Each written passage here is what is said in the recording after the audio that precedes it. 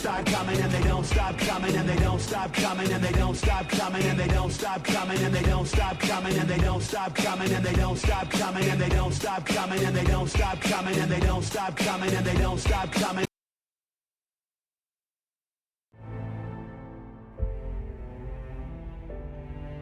Hello, hello, hello.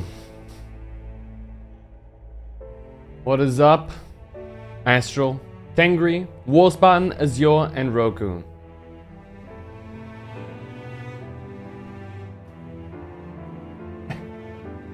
I'm Burst Kyoshi, what's up? Boom, here I am. 55, holy moly.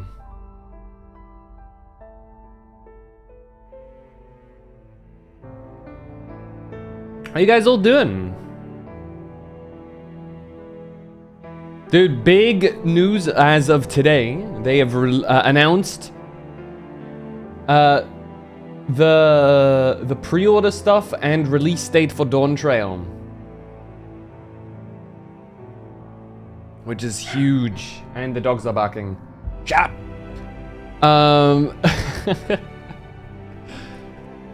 Yeah, for those of you who are not in the know, Dawn Trail officially releases on July 2nd.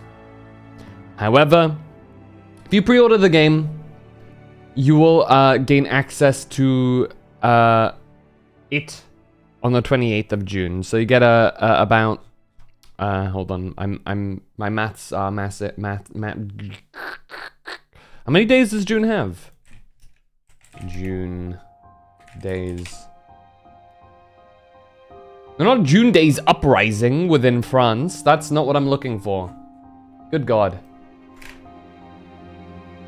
30 days, okay. So that's about 4 days early access. If you pre-order it. Which, yeah, let's be real, I'm gonna be doing anyway.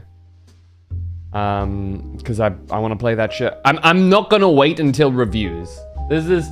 With MMOs are usually the kind of thing is like I don't really wait for reviews or anything. I full send, right?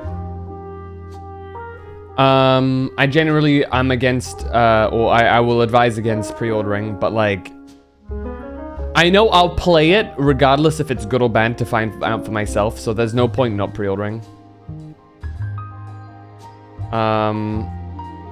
That's why it's like my statement of I will not buy the new Destiny 2 expansion on release. I'm gonna wait for a week or two to see how everybody thinks of it.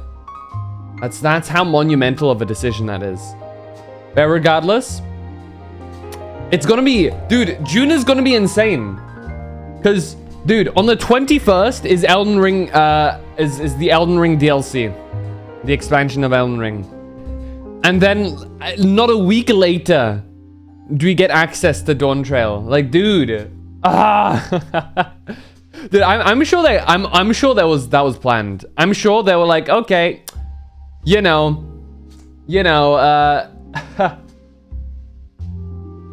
it's gonna get, we're gonna give him a week. We're gonna give him a week and then go crazy.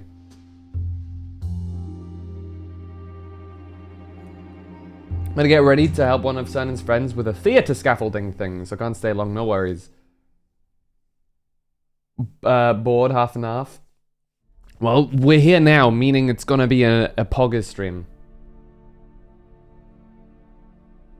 Hey, Morphel!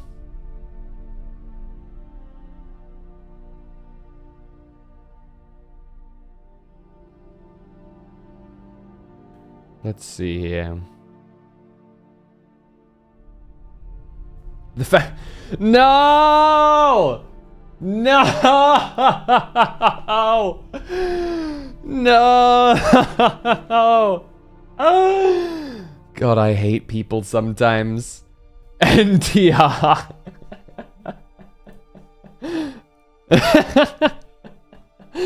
Oh God. Oh man. But yeah, it's confirmed. It seems like lots of Final Fantasy IX inspiration within the Dawn Trail stuff. Look at this.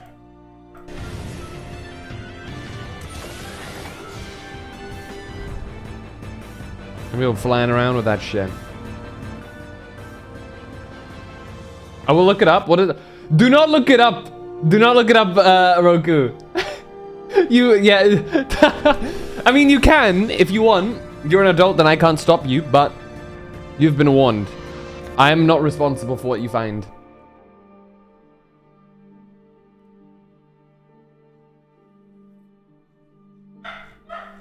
I'm actually, honestly, I'm more surprised you've been on the internet as long as you have and you haven't found out what NTR is. That's an achievement right there. I will have to say. Legal disclaimer. What the hell? Well, which? Nah, dude. I'm not even gonna read that out because I know someone is gonna be too tempted to clip me reading that out and taking it out of. Is it a manga? It is a category of a certain type of style of manga, I guess you could say. You know, that is one word to you know. Yeah, it's a tag. It's yeah. Manga. Just say what it is. Do you really want me to? Okay, I'm gonna need everybody underneath the age of 18 to close their ears real quick, okay? We're gonna okay. NTR stands for netorare, which is the act of being cheated on in front of you.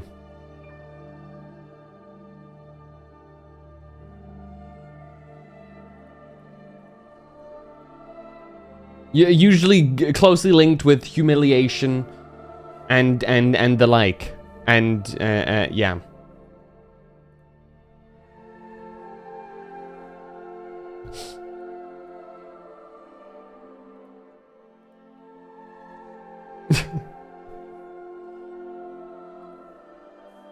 Though to be fair, I mean,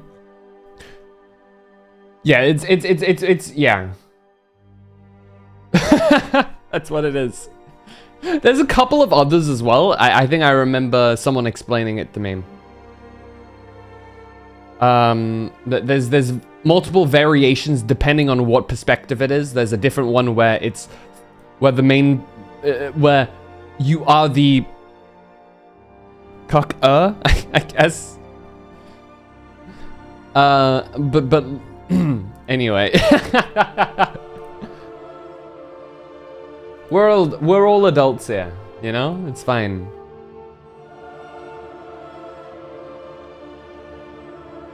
Wait, did you not get the answer by looking it up, Roku? Or did you just not look it up?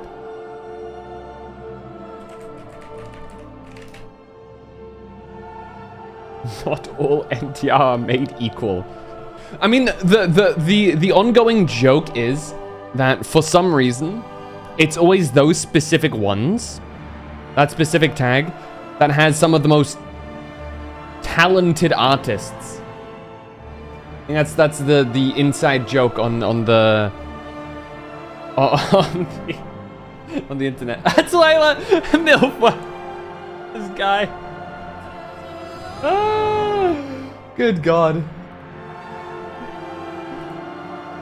Milfoil is beyond shame.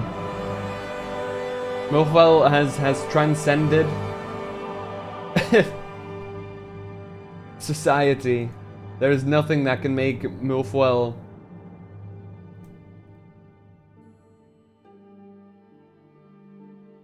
what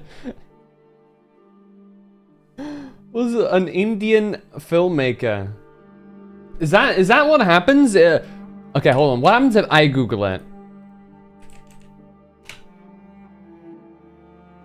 Yeah, I see it too. I see it too. pretty funny.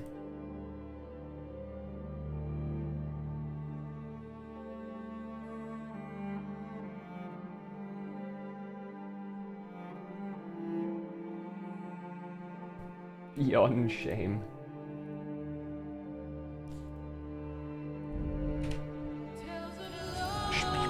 Okay. And I'm so ready. I'm so ready for what's to come in Endwalker. It's crazy. What are we playing, by the way? What do you think, Milfoil? Look at the title! Look at the stream title! Look at it and tell me. I hear it even? Yeah. Dude, dude, can I just explain to you guys how insane June is gonna be? First, we have my birthday on the 15th, alright? Then, on the 21st, we have Elden Ring DLC, Shadows of the Erdtree, that we're gonna be enjoying. And then, we have Dawn Trail dropping.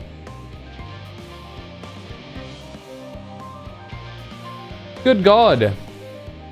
It's just like closed beta test? What is like closed beta test? My birthday incoming too? When's your birthday, Mofo?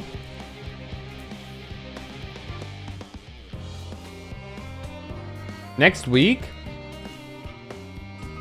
You're wait. How do days work in March? NTR acronym meaning something else? I see. It's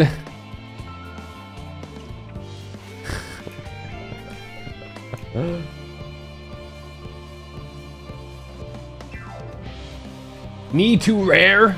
What's knee too rare?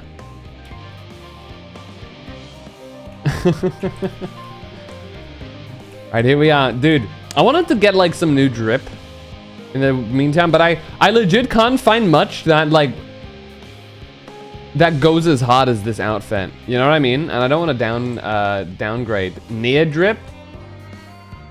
Nah. I don't like the near drip all too much. If I would be a lady with a thick behind, maybe. But like, I don't know.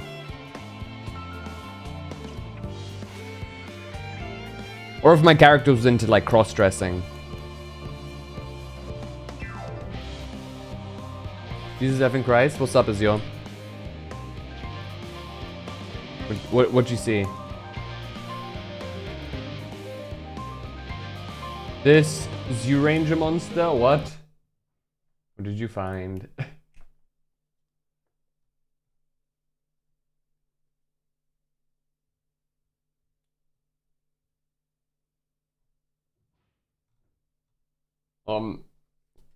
Thank you, Waspartan.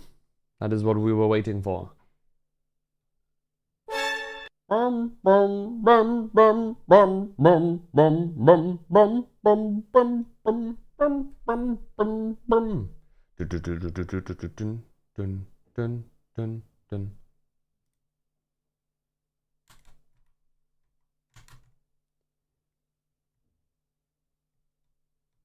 Okay, let me see here.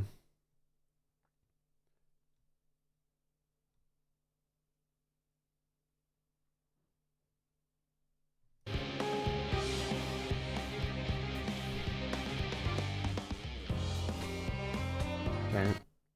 Look, Dora Argus Zuranger. Okay, I'm gonna look this shit up. Dora. Oh, will?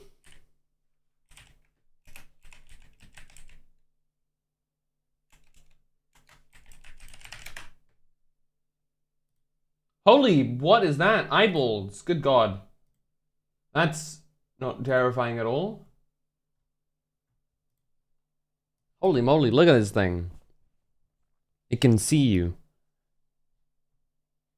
Bro, looks like, is this what, that dude from that Naruto movie was based off of?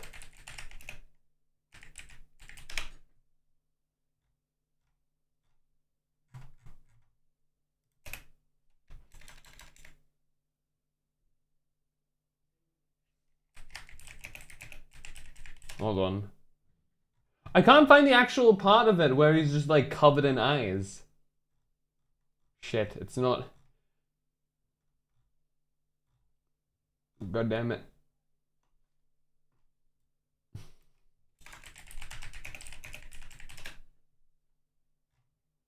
It's bullshit. Okay, fine. You guys know what I mean. Trypophobia monster? Real. Okay, I shouldn't be here anymore, got it? Not trying to throw you out, Dangry, but... I don't want to be that kind of guy, but it's for your own good, you know?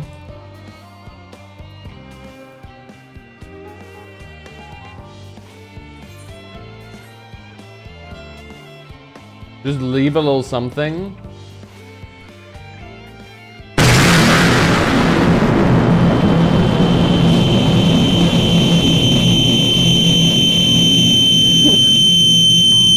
Man.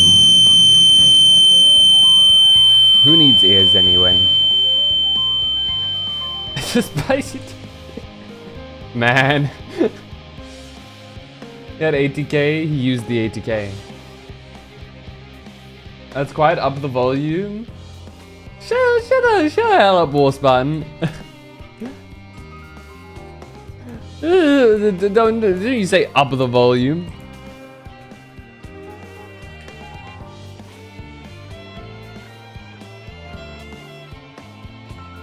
Later. Alright. So. Last we left off in Final Fantasy XIV Online Endwalker. We've just come back from Elpis.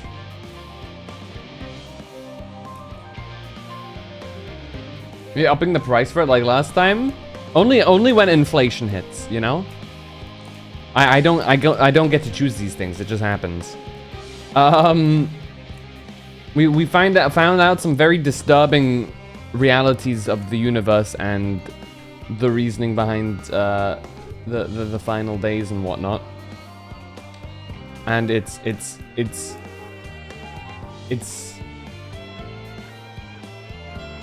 worrying. But we now know how to stop them too. Or we presume we know. It's going to be the most daunting challenge yet. And it's gonna require every... I'm gonna be... Oh, I'm fucking coming.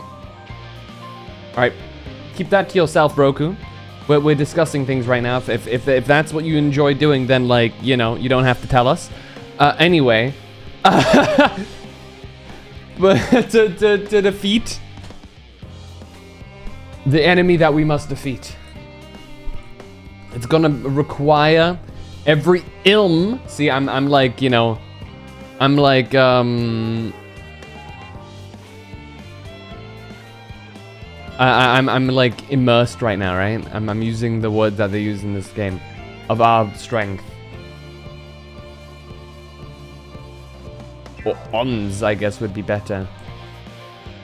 Download 70V today and all the colors are hurting me. All the colors? What does that mean?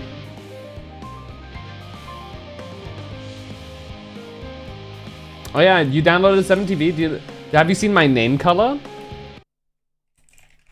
Look at that shit.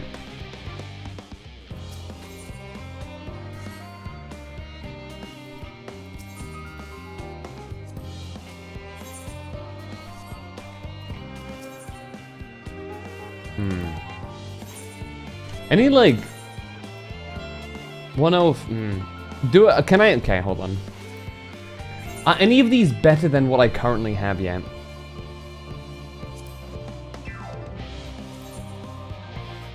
No.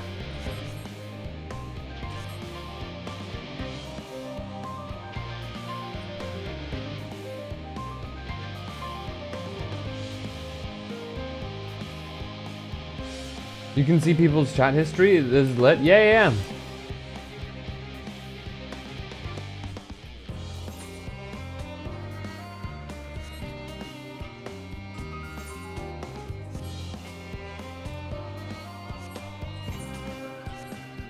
Alright, so we're trying to gather information right now. That's the current like plan.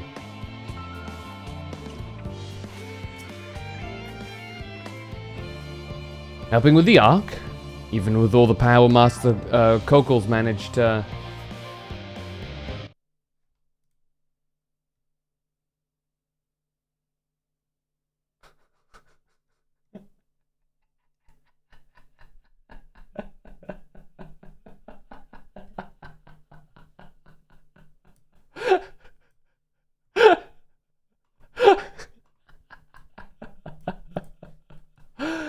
Oh, that's good. That's good shit right there.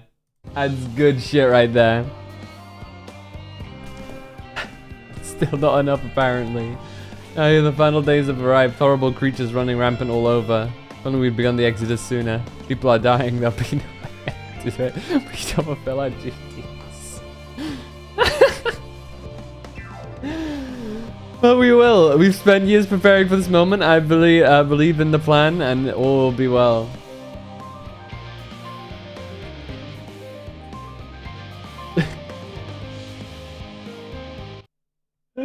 Dude, what kind of auto mod is that, dude? That's insane. Roku used / add permitted term girl acute ass.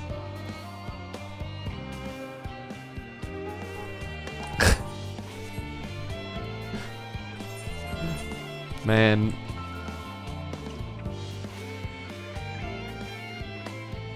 Dude, I can like mow the lawn when I'm sprinting with my sword out. Look at this.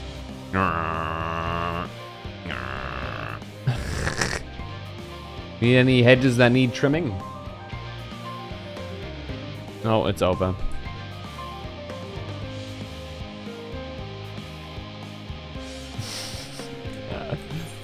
Man. Hey, if you're not comfortable with that being like, you know, seen by everybody, you shouldn't have chatted it initially. That's your own fault. That's on you. What's up, dude? Oh, lady? Oh, hello. Are you one of the new helpers? Yeah. Working on the ether burner? Oh dear. I hear things have come to a standstill on that front. Even so, I choose that over my current duties, checking and loading samples day in, day out. It's tiring, thankless work. Still, no one will be cross if I misplace a few legumes or what have you. The forum's got enough on their plate as is. What with deciding who gets to board the Ark and when. A lot of powerful people have opinions about that. Mark goes out to Master Fortunal and the others. Hardly get a moment's rest, I expect. Do they have any time to sleep? Okay. You guys don't need help, it looks like. You guys are just, like, thinking about stuff.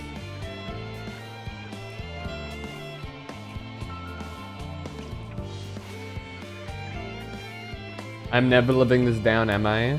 Hey! You don't need to. Just sit back, relax, and enjoy MILF World's cute girl ass. Offering to help? That's very kind, but I should be able to organize the rest of the documents by myself. It's mostly lists of the things we'll need once we arrive on the moon, and then whichever star we choose as our new home. My duties largely concern the maintenance of living conditions, so I'll be a lot busy after we depart.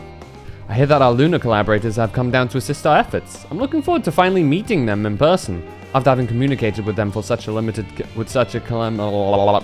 far. To be perfectly honest, I've not even the slightest idea what they look like. I do hope they're not enormous, looming giants. I would prefer something small and fluffy. Like that behatted rabbit that ran by. Well, you're in for a surprise. Because that's exactly what they are.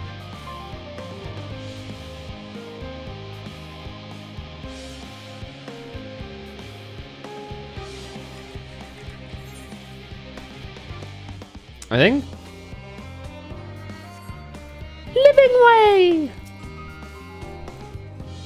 Fancy meeting you here, Phantom.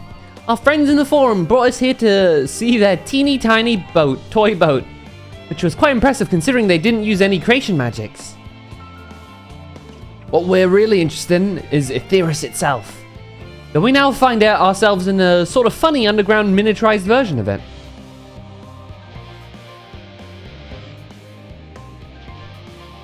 We're hoping the forum would give us a guided tour, but it appears they are rather preoccupied. Honestly, all that time to prepare and they're still not ready. Suppose we'll have to just show ourselves around. Or at least, that's what we're planning to do until we chance upon Urianger and your good self. Since you're both dawdling about, engaging in idle chit-chat, perhaps you could show us a few points of interest. Wouldn't that be fun? Did you get the best mount in the game from the saucer? It's called Adamant Toys. Hey, I think I've got something pretty close to it, I'm not gonna lie.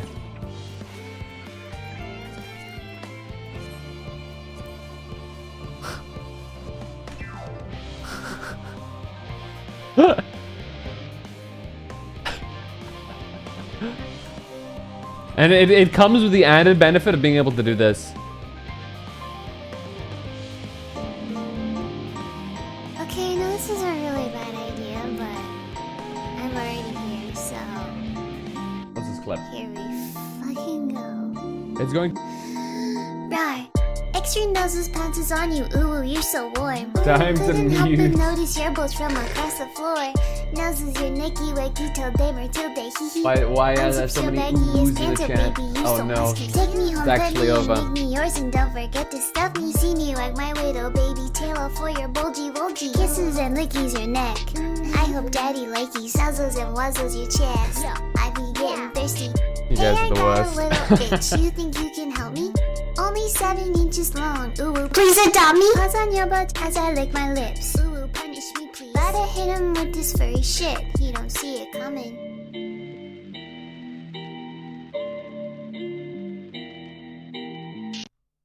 Alright, there we go. We're done. Dunzo. Ban him. Ban Astral. Okay.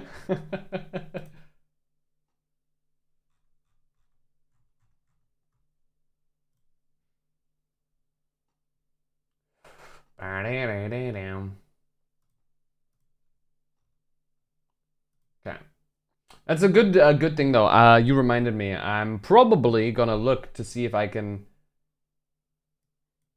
disable some of the sound alerts coming into more story bits because you fuckers can't be trusted. Especially you, Wolfspartan. You keep Wolfspartan just appears and then does a long bit redeem like mid cutscene. This fucker.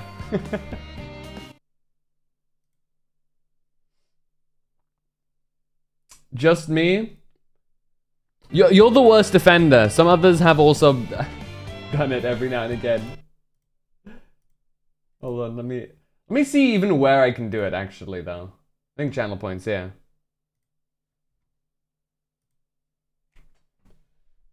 Enable channel points. Oh, manage rewards and challenges. Here it is. Okay.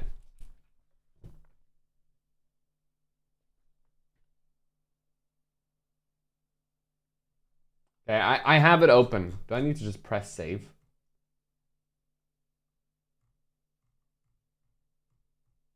I don't know. You actually timed him out too. It's pretty funny. I don't think I ever did it. I don't think you did either.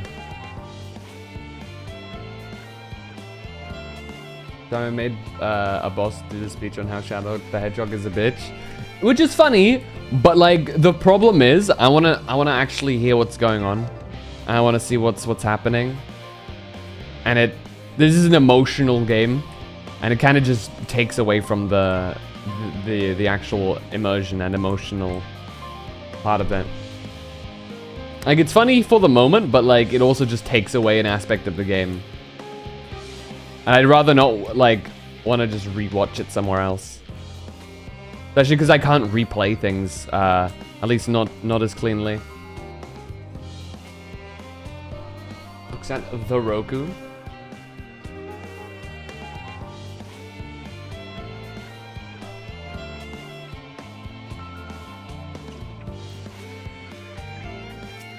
Now what does Urianger have to say? Wise guides.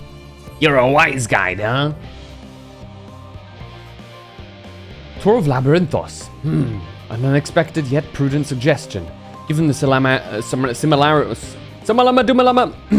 similarities betwixt this artificial environment and Bestway Burrows, 'twould be in our best interest to have the Loporits acquaint themselves, or the Loporits, acquaint themselves with those conditions deemed optimal by their Sharlayan collaborators. BRB gonna cook? Yeah, cook carefully. No, don't let us get the fridge. I fear, however, that continued reliance upon my limited knowledge would risk narrowing rather than broadening their perspectives. Mayhap thou art better suited to lead this venture. What a marvelous idea! Might we begin with the great big what's-it over yonder?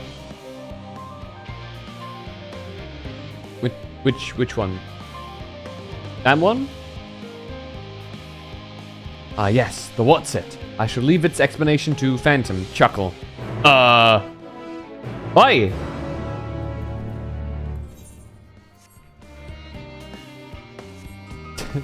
Damn it.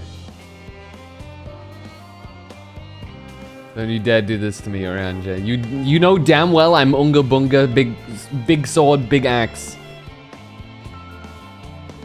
Don't you do this to me, bro.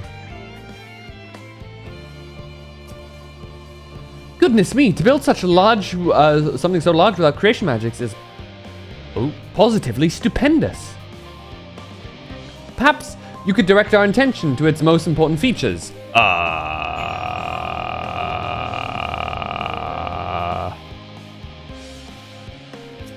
Is that the...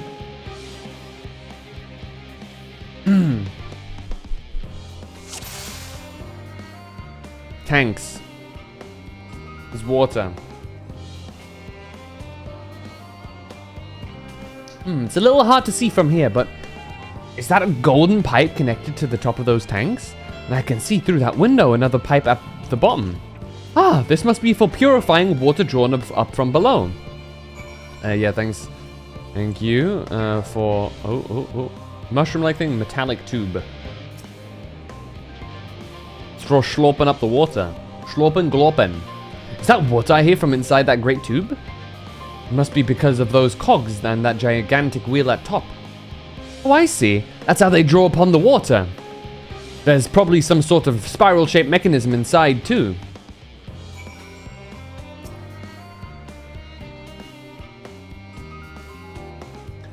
That looks like the trees in the Great Vale. Hold on. That's a bit strange. That's a bit of a strange shape. It's thin at the bottom, but big and round at the top. Quite tall for something so unbalanced, too. Now it makes sense. That's where they store the water. I'm glad you could decipher that all without me needing to tell you. It's raining, by the way.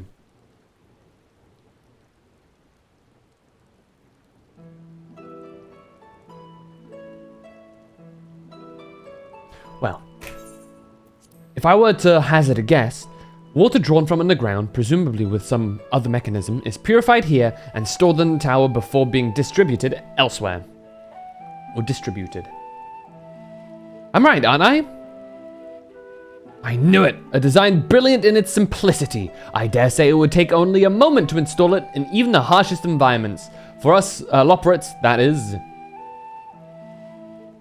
Realize what a water tank is? To be fair, they grew up on the moon, so they have no fucking clue.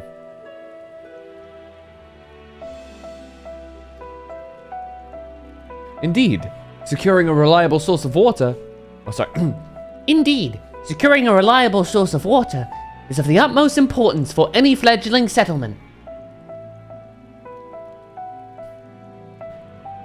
We have read, however, that the peoples of Aetheris sometimes make their homes in arid deserts and such. How are they able to survive?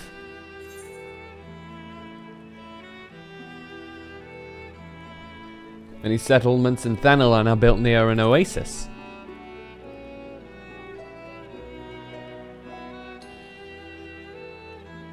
So, wherever you choose to live, you're never far from water. Oh dear. I worry we won't be able to produce the necessary amount.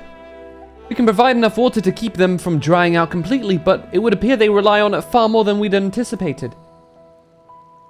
A few adjustments? A few adjustments may be in order, once we've calculated the average rate of consumption per individual. It may also be worth learning more about how exactly they obtain their water in the first place. Master Alphino spoke of the machinery responsible for that feat during our journey through Logisticon Alpha, did he not? Mayhap the Loporits will share his appreciation for the engineering marvel.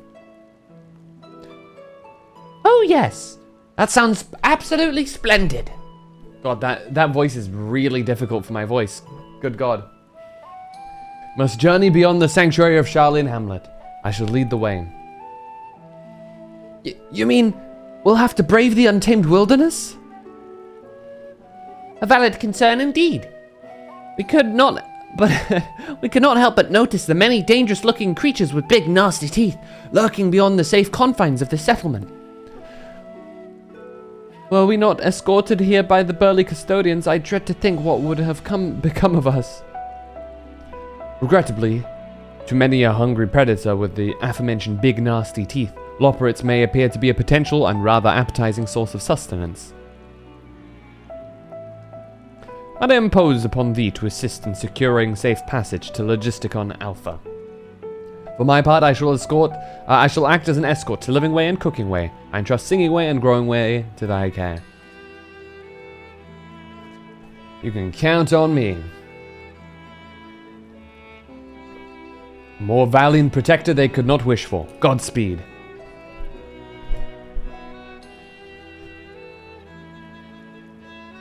Oh shit.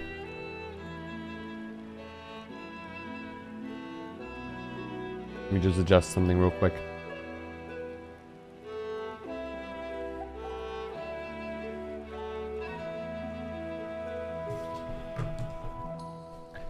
If it's all the same to you, I'd rather not be eaten by some horrid beastie. Come along, Growing Way, to the water extraction, what's it? Yeah, I'm gonna give them like closer to my bass voice, because the high-pitched voices are actually fucking rough.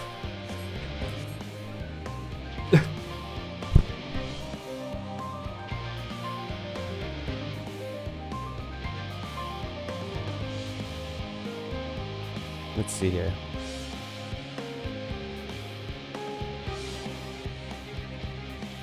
Oh, looks like there's gonna be some enemies here.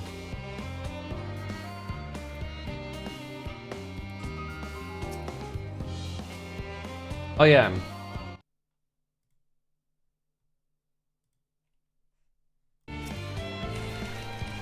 I forgot about something.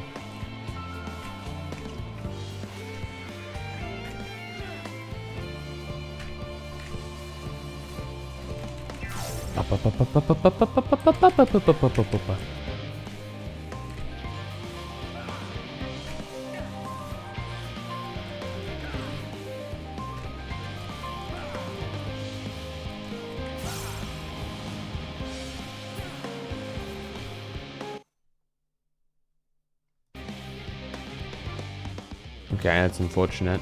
That's fine. It's how it is.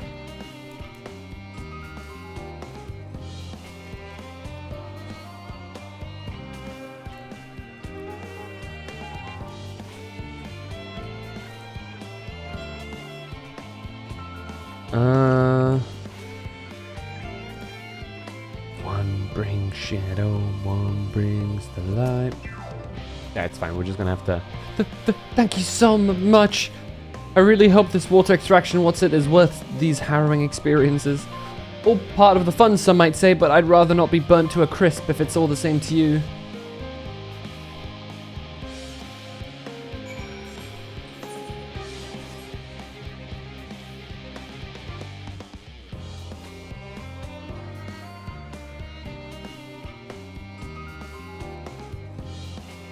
I feel like we could stuff all the people of the first onto the ship as well. Because think about it this way, right?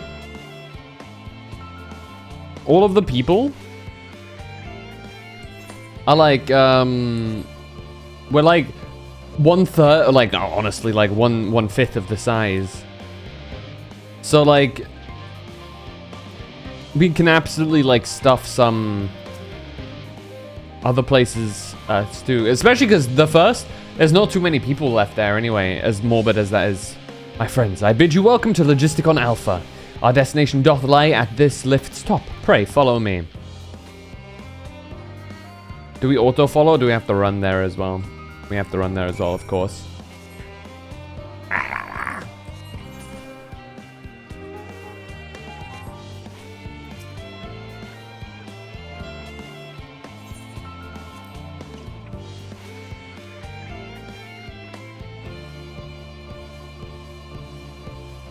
Okay. What's up, singing away? Marvelous, simply marvelous. So this is where the magic, or science rather, takes place. The perfect environment to sustain life, artificially created. The knowledge we'll gain here will be essential when we start looking for new stars for your kind to inhabit. Apparently, most of them don't even have air for you to breathe. You're all very lucky that Aetheris just so happens to provide everything you need to thrive. Or did mankind turn out that way, out the way they are because of the available resources, I wonder. Either way, it's nothing short of miraculous, and I cannot wait to see more of it. Reading's hard, okay? Leave me be. Oh yeah, I bought lots of new glamour prisms, so we're fine.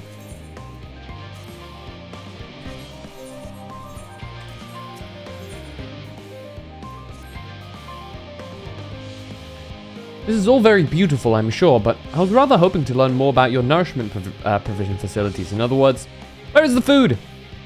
I believe both the knowledge and consumables you seek may be found at Merial Agronomics. As I imagine, Singing Way and the others intend to study every conceivable facet of this apparatus, wouldst thou be so kind as to escort our visiting culinarian? Good God, Urianger. Yes, that sounds much more interesting. Hopefully I'll be able to see firsthand some of the delicacies Urianger was telling me about. Even his incredibly vivid, if a bit too verbose descriptions cannot compare to sampling them myself. Not to mention, Aetheris will soon be no more, so I must learn all I can while there is still time. Let us brook no further delay.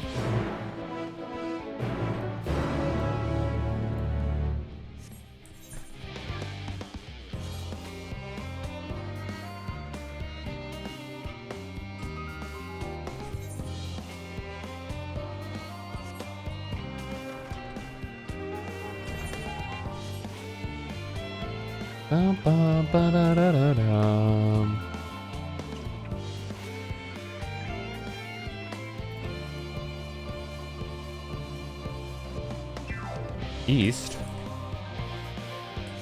East?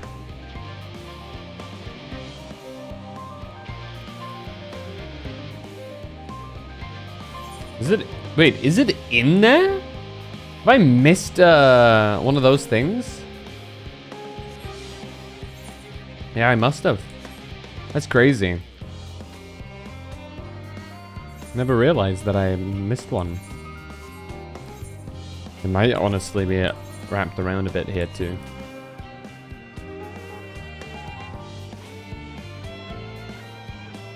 It was so close to level 90, it's crazy.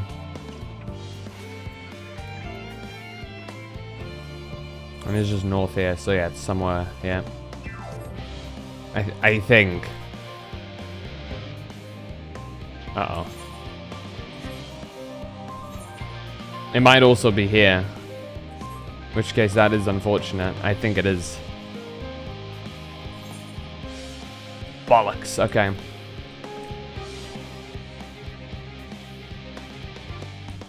Okay, we'll just go up. Up around.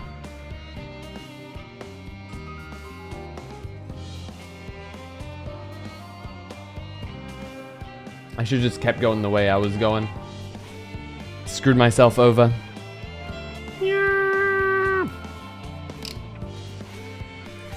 It was to the left here, right?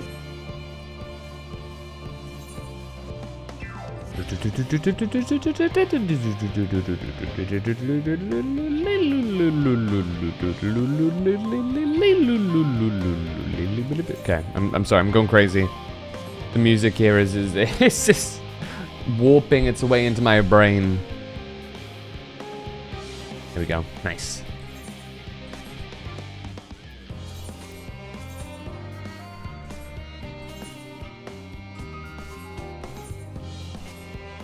What kind of instrument is that? That string. There's a violin in that one. But the first one, is that also a violin? Because that does sound kind of like low for a violin. But it could still be a violin.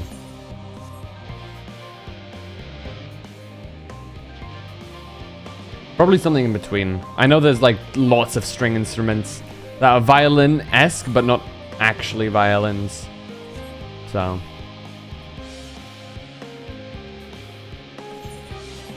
Can I not jump down here? Let me jump! Might as well jump. Oh, we can't. We have to go through the thing. Oh. Well, you know what? Archaon, and then we go down the lift.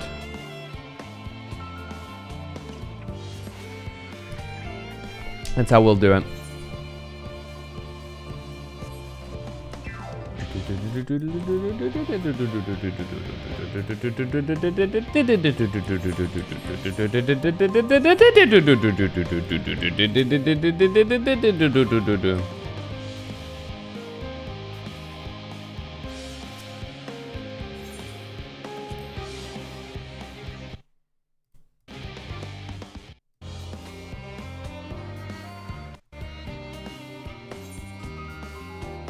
Alright, true. Let me set that up.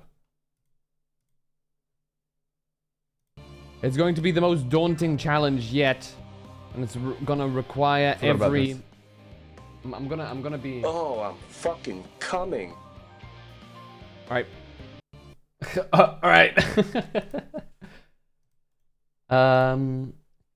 There.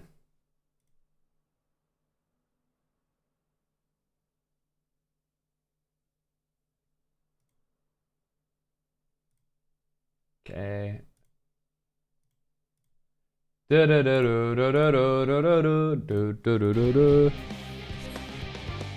Oh, let me ride.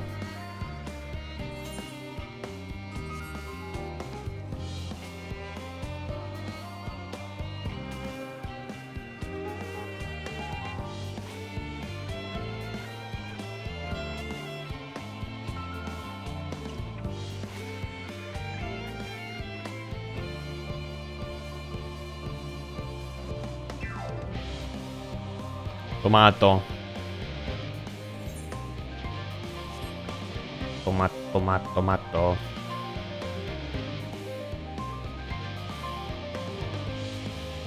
Don't worry, we're going the long way around, I guess.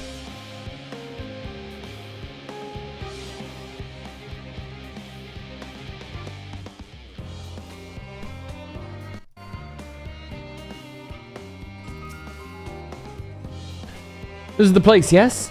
The heady aroma was enough to guide me here. I've spotted several of the fruit and vegetables featured in our compendium. I'd dearly love to try some, but I read that those who help themselves to a farmer's crops without permission are often caught and put into pies. Perhaps you could ask who's ever in charge if they would be willing to part with a few samples. Oh, good God.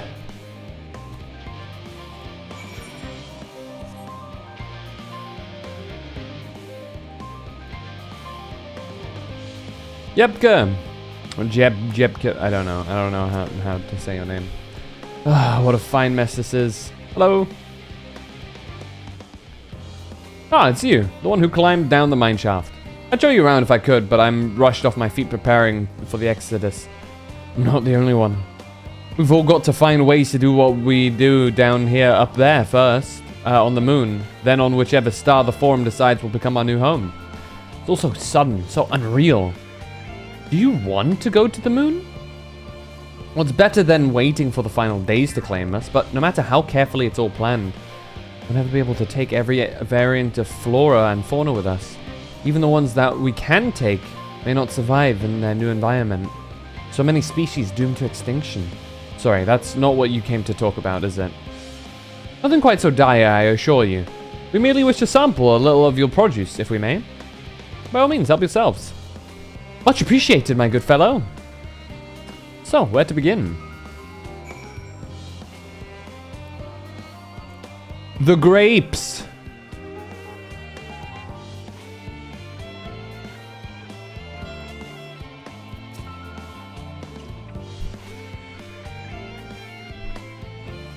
Ooh, I know what these are. Grapes, yes? Do not the grape. Let's see if they are as delicious as they look.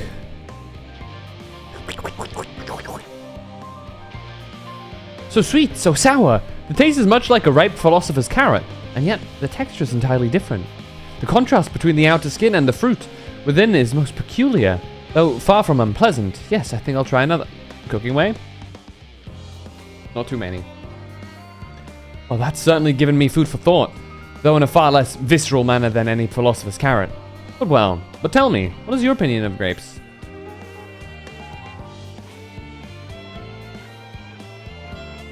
Meh. I'd say meh.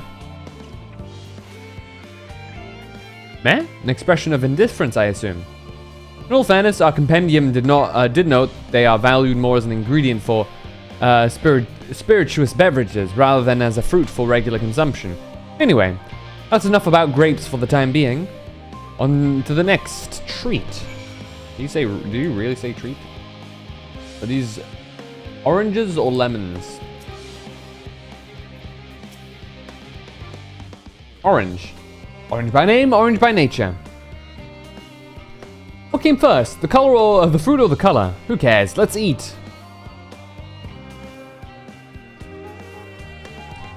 Yes, that's equal parts sweet and sour, as with the grapes, yet nothing alike. I may have to consult with Urianger about expanding my vocabulary. I simply cannot find the word to describe it.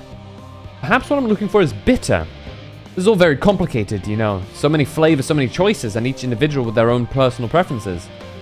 Now I see why you all turned your noses up at the idea of eating nothing but carrots. Marvelous though they still are in my estimation. Let no one say I said otherwise. But speaking of carrots, I've yet to sample any of the vegetables. Let's see what's in that field over there. Those pumpkins? They are. Yeah, have a pumpkin. That color, that texture. Are they some sort of enormous round carrots? No? In any case, proper nomenclature is less of a concern than the taste. Ugh! So hard and flavorless. May as well be chewing a piece of wood. That all but confirms that these are nothing more than misbegotten failures masquerading as goodly carrots. Stop. Can't you see these are pumpkins? And no one with any sense would try eating them raw. You're supposed to cook them first. Do you not find it an awful bother? Far from it. Cooking is a joy unto itself. And what's more, it broadens the range of ingredients that we may safely eat. But above all else, cooking allows us to draw out the full potential of our produce. Pumpkin stew has been one of my favorite dishes for as long as I can remember. Then perhaps even these hard blocks of plant matter can become as delicious as the orange I sampled. I wonder though, if there is anything even more delicious. How about that yellow fruit over here? Oh no, not the lemons. Not the lemons! Uh-oh. Yeah, have a lemon, little buddy. Have a lemon. What a wondrous fragrance. With luck, it will have a flavor to match. As I have no idea how these are eaten, I'll just bite into it. My tongue! Is this poison? A lemon? It's supposed to taste like this? How can something so similar to an orange be so revolting? It may be some time before my palate recovers from this ordeal. As such, I had best call an end to this round of sampling. Let's say our farewells and return to the others.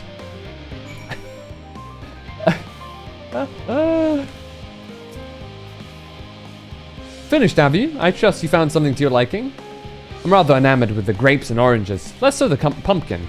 Though I've learned the hard way they're not to be eaten raw. Then there was the lemon, the deceiver. I still feel so violated. First time was it? I'd hate you to leave with such a bad taste in your mouth, in more ways than one. So I'll give you this lemon muffin I baked. If this doesn't change your opinion, nothing will. More lemon? Have I not suffered enough? Nevertheless, it'd be remiss of me to spurn this opportunity to... A bit of sick came up there. Learn more of your inscrutable ways. Very well, lemon muffin, do your worst.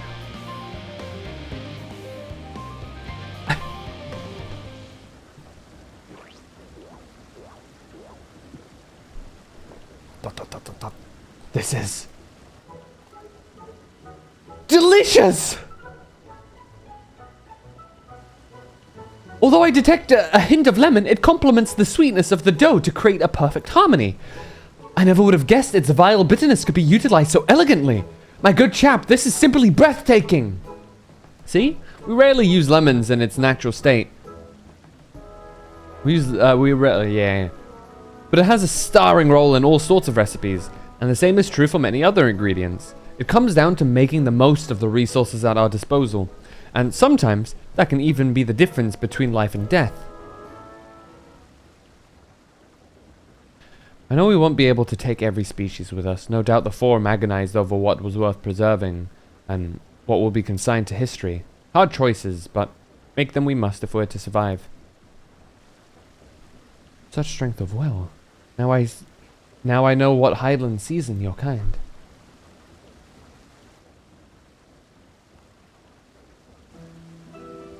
Mankind, the Loperates, both born from the accumulated knowledge of the ancients. They learned all there is to learn about the nature of sentient life and fates of the stars themselves.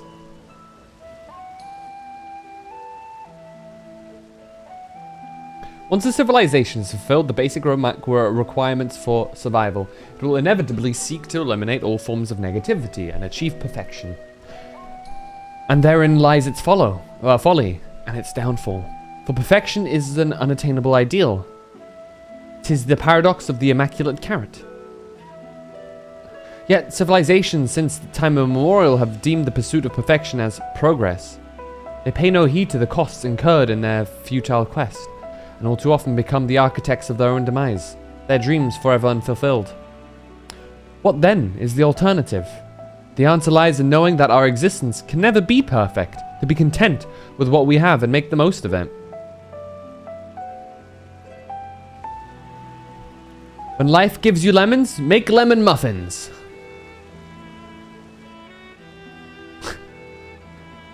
Pardon me, my Eorzean, but what in the seven hells are you on about? And who are you anyway? Cooking way at your service.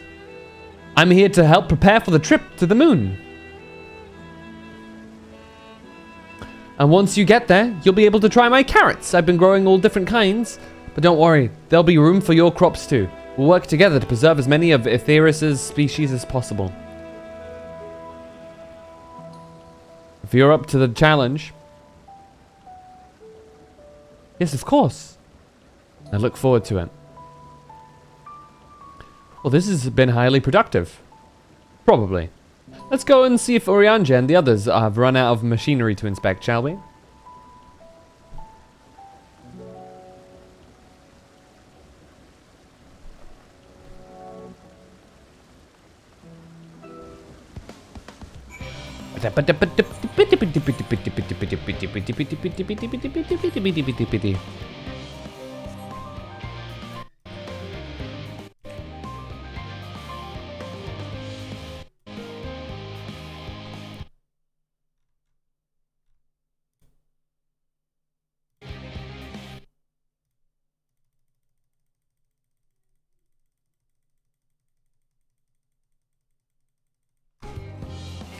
See,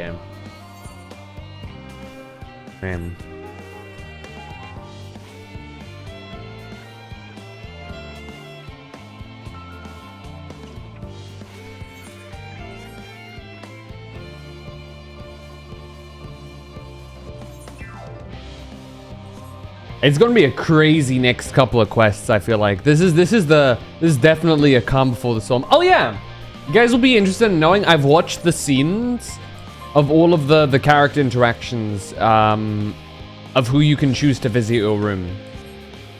I went back and watched a video on all the things that they say individually, and it was really cool. That was most enlightening, especially the part with the lemon muffin. Actually, I was wondering, do you know any other places famed for their cuisine?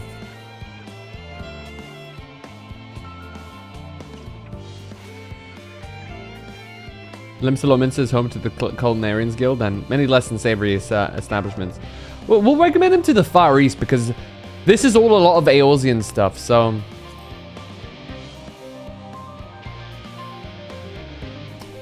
Would that I had the time to visit. The more I learn of Aetheris, the more I wish I could spare it from the final days. Alas, Hydaelyn's orders are to flee, not to resist. If only there was some other way.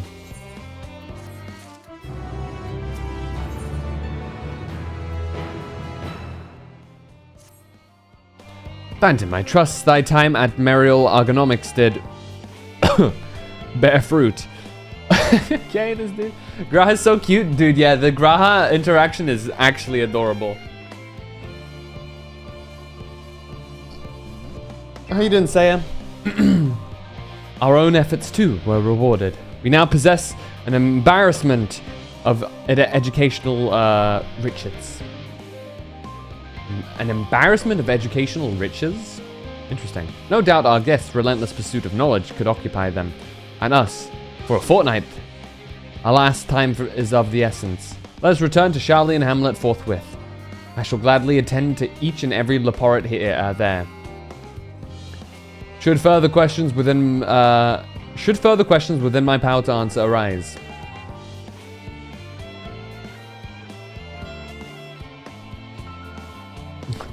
Aww.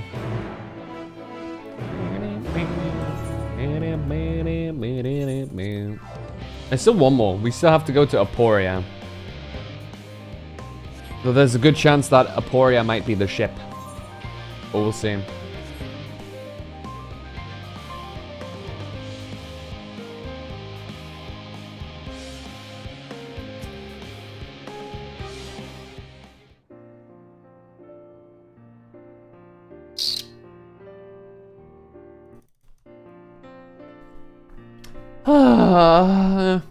What's wrong? Yes, Phantom, that was indeed me verbalizing a sigh to express my emotional state. Do you want to know why? Because I saw the reconstructed environmental data for Aetheris at Logisticon Alpha, that's why. A forest so lovely and so leafy. Are all your forests like that?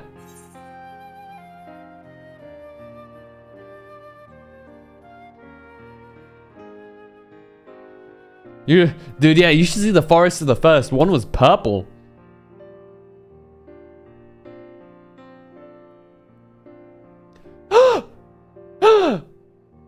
Wait, no. It's, I wanted to do a gasp, but like, he said, gasp! Gasp, I say! With a star so wonderful, it comes as no surprise that you're reluctant to leave it behind. I was a fool to think otherwise, to assume that the moon was something worth being proud of. How ridiculous we must seem to you, trying so hard yet achieving so little. Not at all. Thy works are no less worthy for their uniqueness. I thought I heard tiny voices. Tancred. What's up, dad person? Not ours, but like one of them. How didst thou fare? Oh, I was able to glean a fair bit from the researchers while helping to move their cargo. Preparations have proceeded without interruption here, despite news of the coming end. We have the forum's leadership to thank for that. That doesn't mean people aren't worried, though. Quite the opposite. Knowing disaster could strike at any moment, they hurry to complete their work. Equally aware that a single error could be the difference between life and death, and we can hardly tell them there's no cause for concern. Perhaps not. Though aided by our goodly growing way, we may yet find ways to lighten their burden. But me? Be of use to people? I'm honored that you would think me so capable, but I'm not sure that I'm up to the challenge. Nevertheless, I believe in thee. If you say so, I suppose I can't try to hurt. I passed someone moping in the Western Plaza that looked to be in need of a helping paw. Perhaps you might start with him.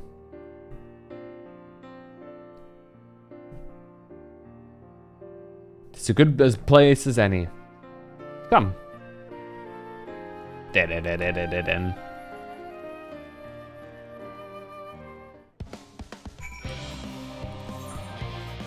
Woof woof woof woof woof woof. Bark bark bark bark bark bark.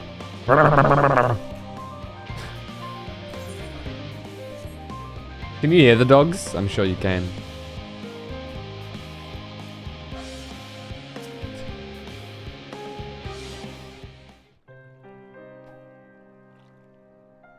Don't give in to despair, my friend. All is fine. Look at him.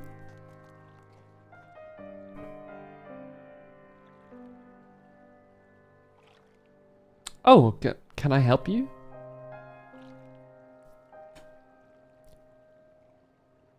Is it you who would help me? Oh, it is you who would help me? Is my anxiety truly so obvious? A burden shared is a burden eased. Pray, tell us of thy troubles. Those little fellows do look like good listeners. I'm an engineer, you see, and what they say of the ship, that it's a sum of decades of Charlean ingenuity, that it's built with peerless elegant technology, is all true, but I know that none of that's a guarantee. We've never before launched a starfaring vessel, let alone flown into the great expanse. All the tests we've run have been on the ground. Only operational personnel and cargo will be aboard for the first voyage, but even so, if it fails us then, what can we do? And if it doesn't, it could fall apart on the next flight, or the one after that. We've done everything we can to prevent that from happening, but it hardly matters. We thought the ether burner's design was flawless too, and look how that turned out. Are we pre-ordering? Yes, most likely, yeah.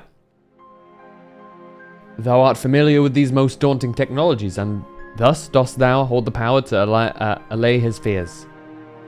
Oh, I'm not sure about that, but well,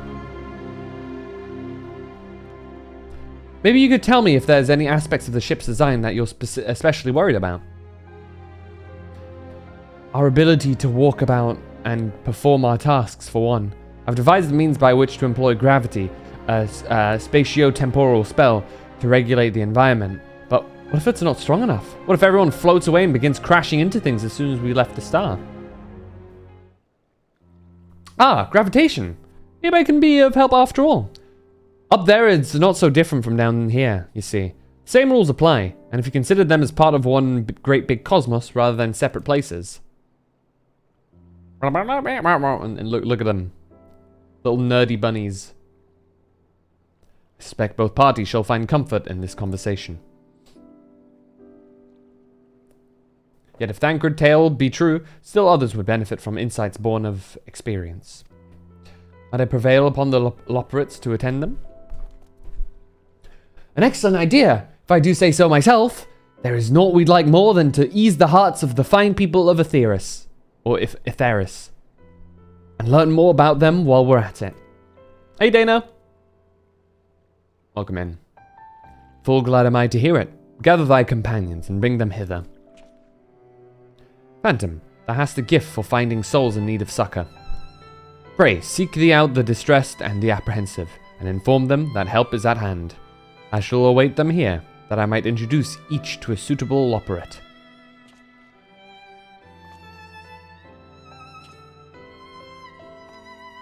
Oh, I do so look forward to that. A place for every Loporrit, and every Loporrit in their place.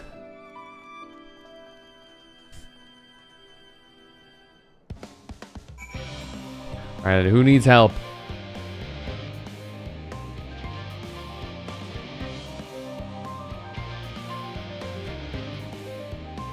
Unconcerned Gleaner. Apologies, but I'm waiting for a delivery. Whatever it is, we'll have to wait.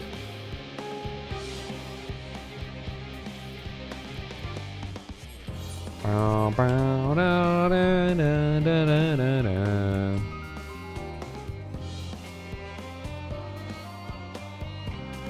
Let's see here.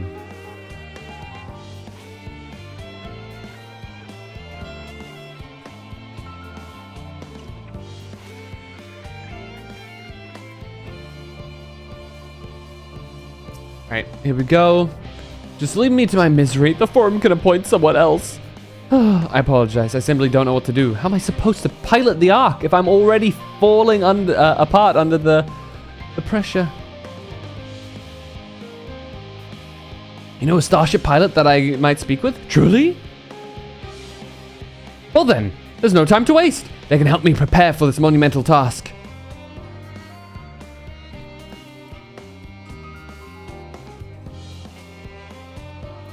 What up, Tide Gleaner? Is anything bothering me? Well, I've been loading cargo for bells now, so my back feels like a void since played it as a piano. My feet and knees as drums and cymbals too. If in need of a break.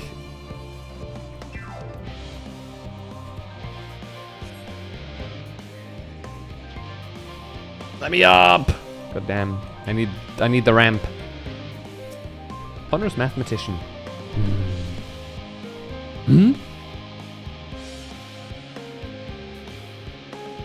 Consult our collaborators? I suppose that would be more effective than sitting here brooding. I'm attempting to calculate how much cargo we can consolidate into fewer trips. Should the ether burner make our original estimates unfeasible, but there are simply too many variables. I feel as if my brow will turn inside out. Perhaps our lunar associates will have more insight into how much weight can constitute too much weight for our purposes. Thank you for letting me know.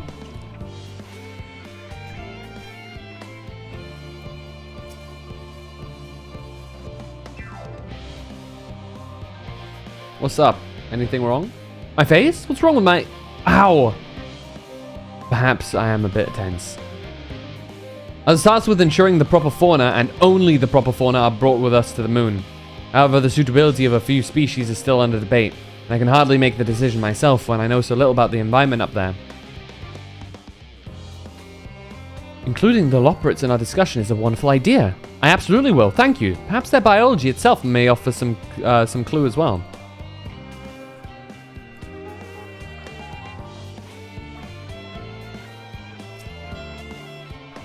You, yes, you, idiot.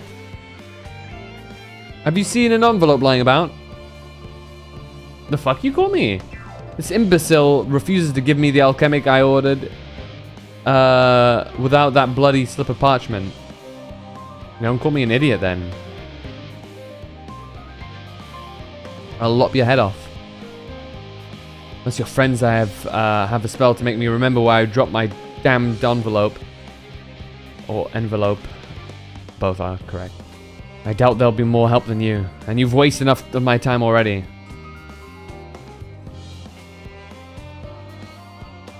It would be unfortunate for all involved to inflict this man upon the Loporits.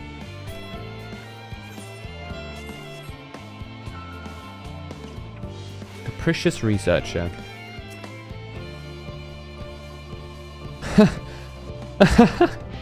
The end of the world is nigh, yet the work goes no faster. Schedules are such temperamental things, feasible one moment, utter bollocks the next. And yet, I've never felt so alive.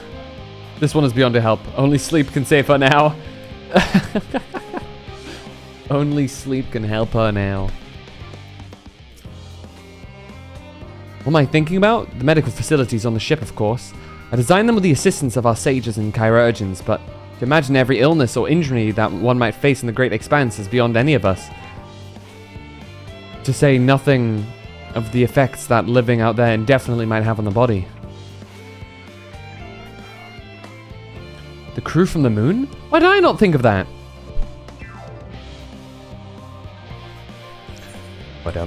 Who are we? Dude, 8? Holy shit. How many are we still missing?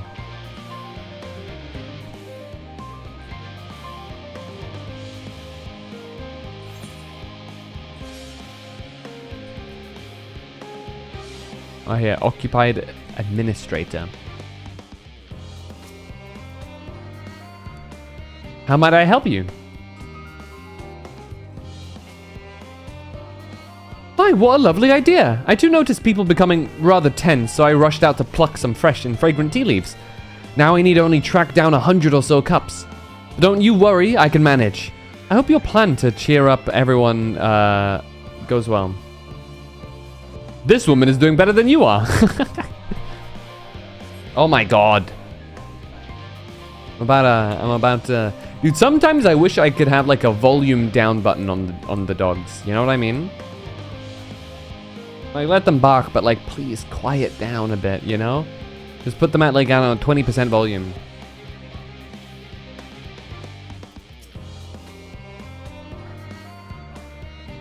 Blasted assistants! Where have they gone off at a time like this? Beg pardon, but I have not the time for idle chit-chat. I need to reconfirm that ether levels are consistent throughout the vessel's machinery. And it seems I shall have to do so single-handedly, I swear, when I find those assistants of mine. The Loprits are willing to help? Why didn't you say so? At least they won't moan about how they've checked 24 times already and haven't slept in weeks. Lazy sods.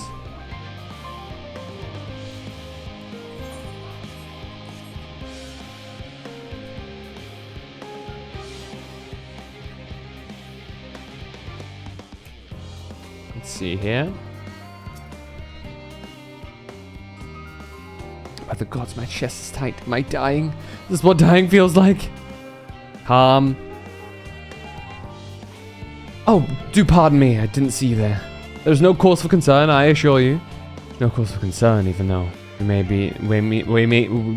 may need to depart at any moment. And if the hull I designed buckles under the strain, the entire vessel may explode on launch, claiming countless lives and dooming all mankind. That is highly unlikely. Yes, highly unlikely. Highly. Our visitors can help me triple check for structural flaws, you say? Why, that would be wonderful. I'm breathing more easily already.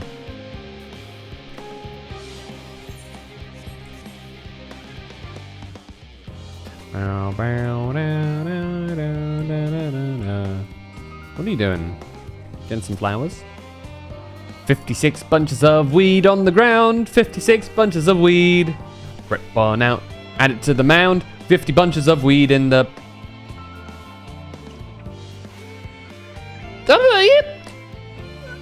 I'm not neglecting my duties, I swear. I was in need of a little break, you see, but then I found myself unable to relax at all, so I went on a walk, and then I noticed these weeds, and... pleasant conversation, partners. And oh so fuzzy? Oh, goodness me, that does sound like a much better way to relax.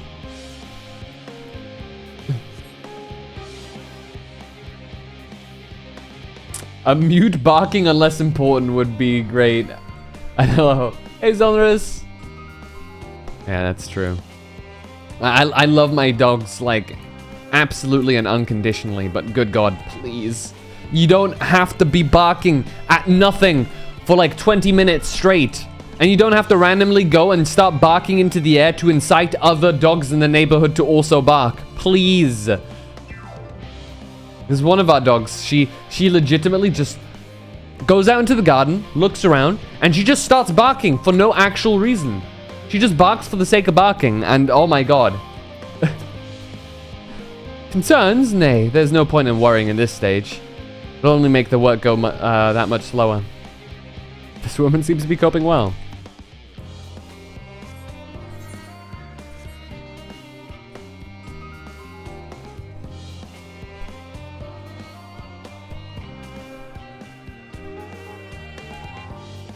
Anybody on the outside? For some reason, I don't think so. Who are we still missing?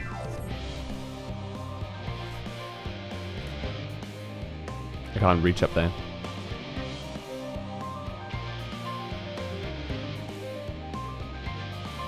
Chocobo! Oh, you. I somehow missed you. I'm probably over there too. I know, you're the last one. Have you heard anything of what's in the moon? On the moon? I have no doubt that we can make it up there, but the searching for new star plan part of the plan sounds awfully vague to me. I asked the forum, but they will only tell me us that the collaborators have everything under control. Look at me, I don't feel particularly safe wandering through the sea of stars on gods know what made by gods know who. You can meet the Loporrits, they're here right now.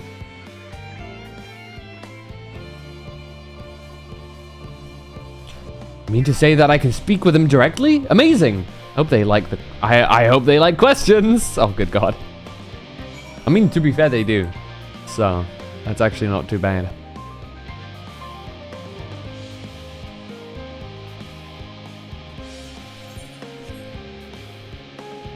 Oh, it's a robot thing. I was like, the hell is that?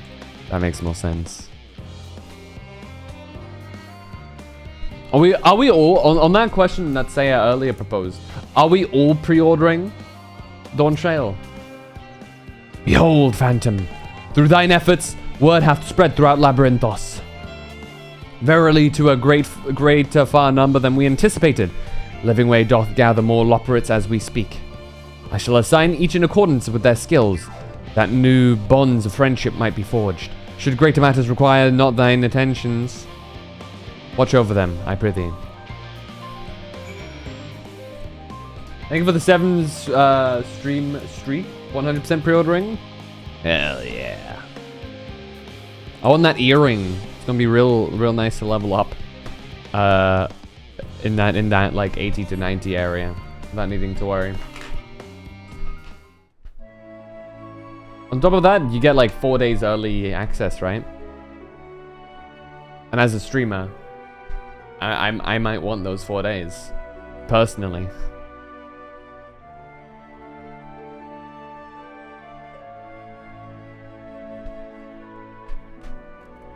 That, and it's gonna be a pain to watch others play it, and I can't. Finally, some rest.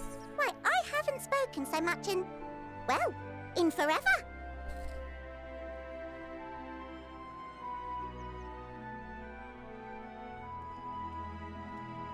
Lively, isn't it? The town is abuzz. Everyone eager to meet with our friends from the moon.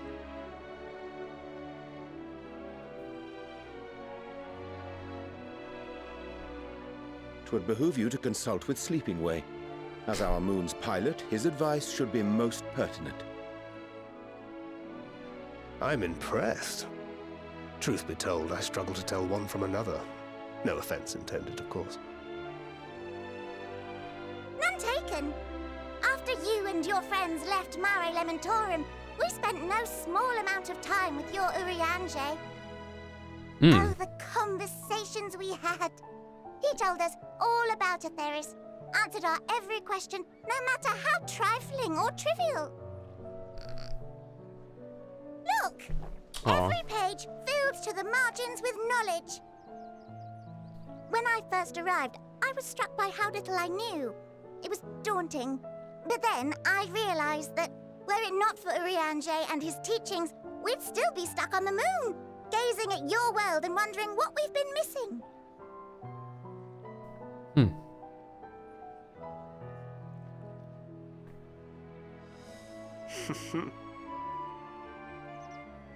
What would they think if they could see Urianger now? I dare say they'd be more than a bit surprised. And impressed, no doubt. Master Louisoix, Minfilia, Papalimo, and not to forget...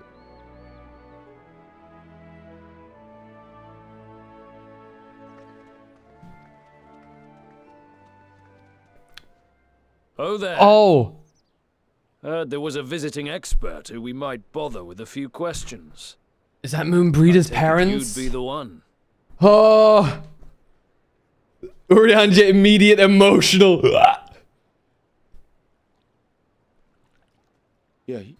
Yes, I am. Give me a second.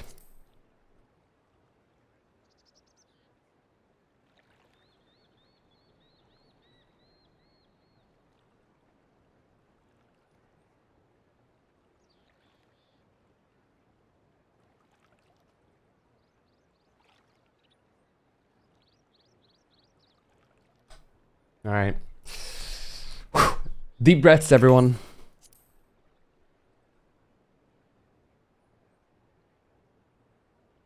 Vilfson and Blovida, Sharlayan's foremost researchers in the field of teleportation magic, and Moonbreeder's parents.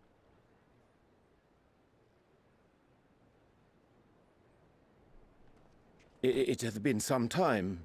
'Tis good to see you in good health. Likewise, old friend. Blavida and I were most honored to answer the call. Never expected this reunion, though, did we, dear?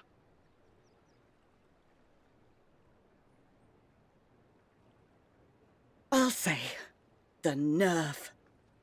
Sending that letter, then running off to the gods know where. Oh.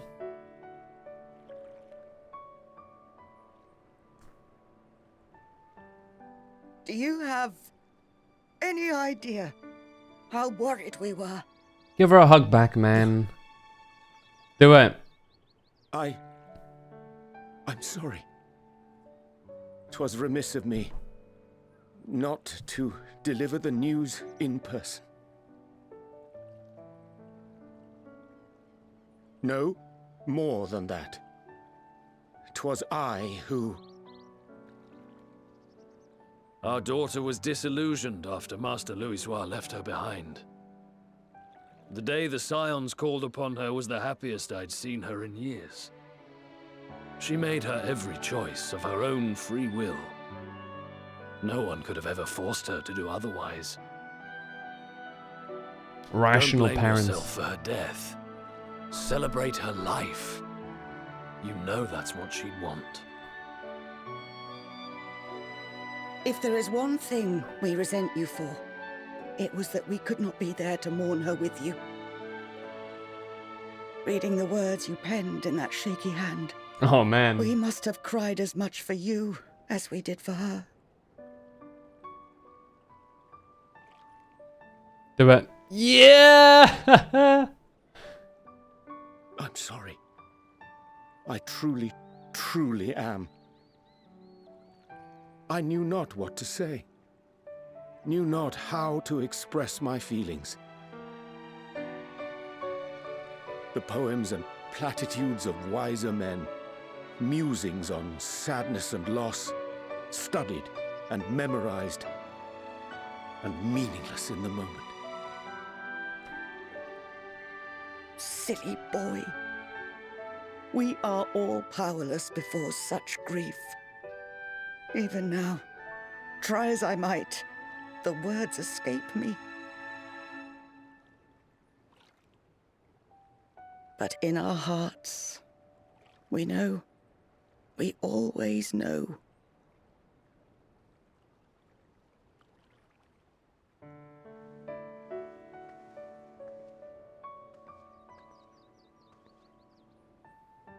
I remember when you were young, how the lads teased you for choosing the company of books over others. Our moon didn't take kindly to that. Be nice to Urianger, she'd shout, and give them a walloping. No matter how many times we scolded her. So we offered a suggestion. Rather than starting fights, why don't you be the bridge between Urianger and the others? She had to mull it over for a while, arms crossed, brow furrowed in intense thought. But from that day on, she never let you be alone. She'd drag you outside to play, pepper you with endless questions, read the same books you read, all to try and understand you that much better. I'm sure it was annoying and exhausting at the time, but she only ever had the best of intentions. And look at you now, at the center of the crowd. The reason there even is a crowd, having brought these people together. You've no idea how proud we are. Oh. To see the boy, our daughter, trusted and believed in more than anyone, grow into the man she always knew he could be. I can see her in you too. Feel her. She walks with you wheresoever you go. So thank you, Urianger, for being who you are.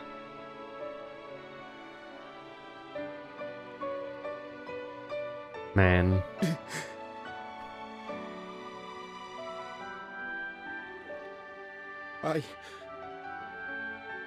I think I can feel her too.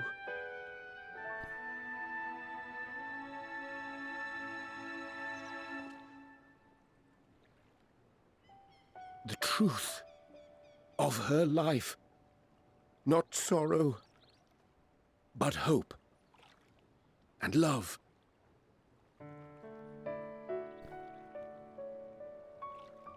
God. Her mother is like almost as broad as her father. Rogadins, man.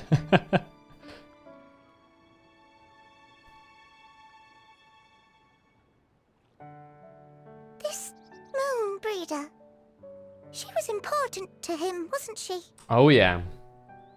You Big could time. ask the man himself. Oh, no. But watching this exchange reminds me how much I've yet to learn about your world. And its people. You can live here your entire life and hardly learn a thing. True. And that's why it's too soon for this to end.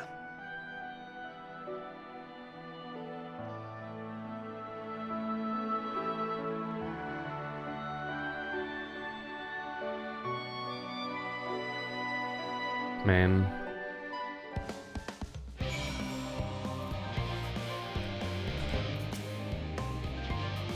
Oh, Phantom. Be rest assured that I am fine. I am. Full glad to see them too. So very long. Gladder still that it was in your company. As difficult as it was to accept their kindness, it would have been far harder had I faced them alone. Aww. Still ebbing on point even to this day. Too much to ever be seen, too much to learn that can ever be known.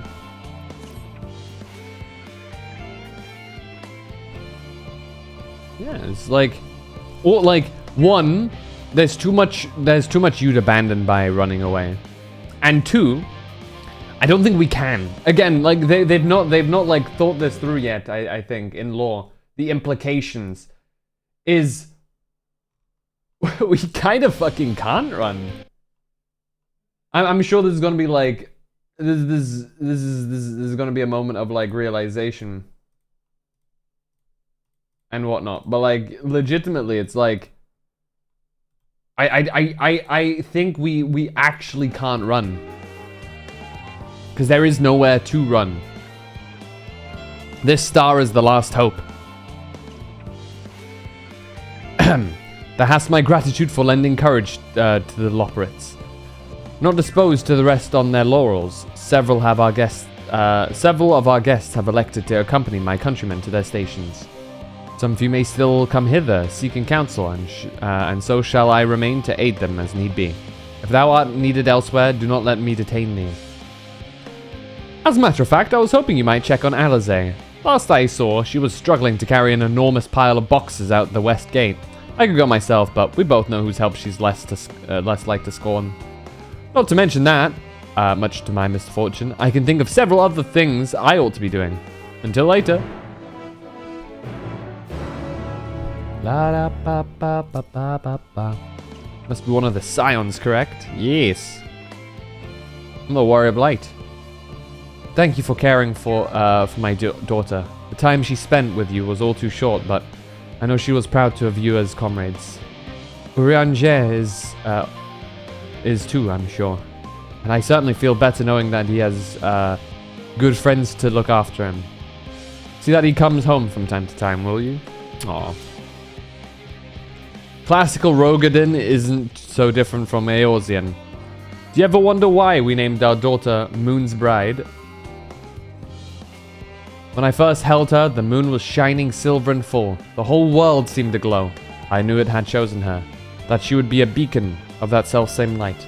Of course, we later hear of our fair share of jokes about how we ought to have gone for sun instead, with how bright and stubborn she was, but fiery as my moon breeder was, she was always kind and gentle. The Moon Braves? Not the Crystal Braves.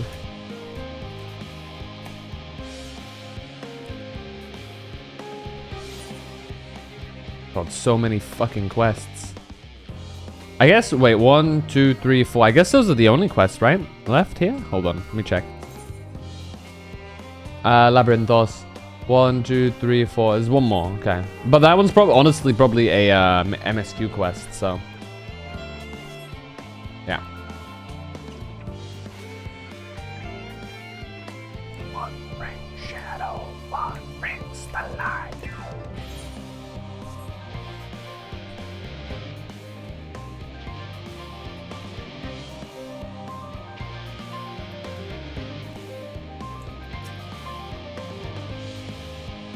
Squeak squeal.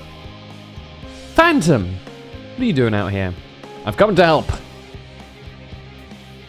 No, I don't mind if you help with the boxes, but it's far from the most exciting of tasks. Are you sure? Yes. Well, I appreciate the assistance.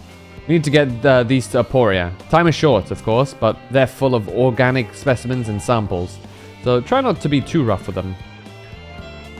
Alphino should be waiting for us when we arrive. I'll see you there. 3 minutes? Good God.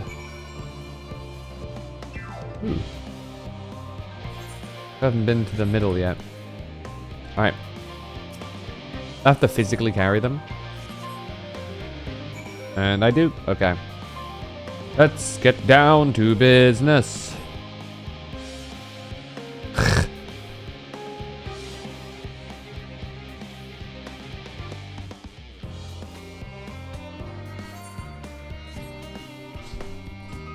We just chilling. Doing some carrying.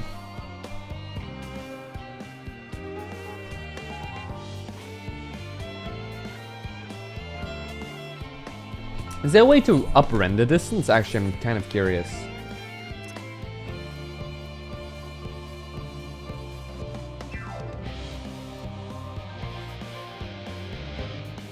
Oh God. Depth of field. Sure. I guess there isn't.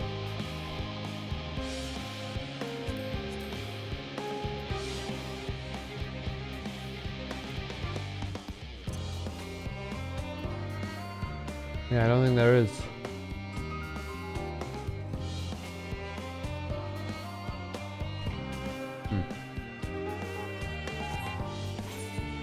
Oh, I fucking ran past it. Whoops.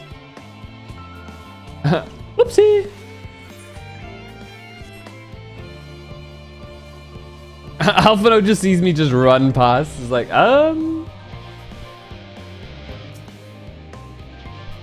Oh, you're helping with the crates. Wonderful. You can put that there with the others. Flop. You have my gratitude, but how did you come to be involved in this? I got done with whatever I was doing, so, you know. Huh, then I suppose I have Thancred to thank as well. If you're wondering why we were tasked with bringing these boxes to Aporia, to begin with, so was I. It turns out that this is a base of operations of sorts. Those with final say as to what is included in the ship's manifest can be found here. Father included, I suspect.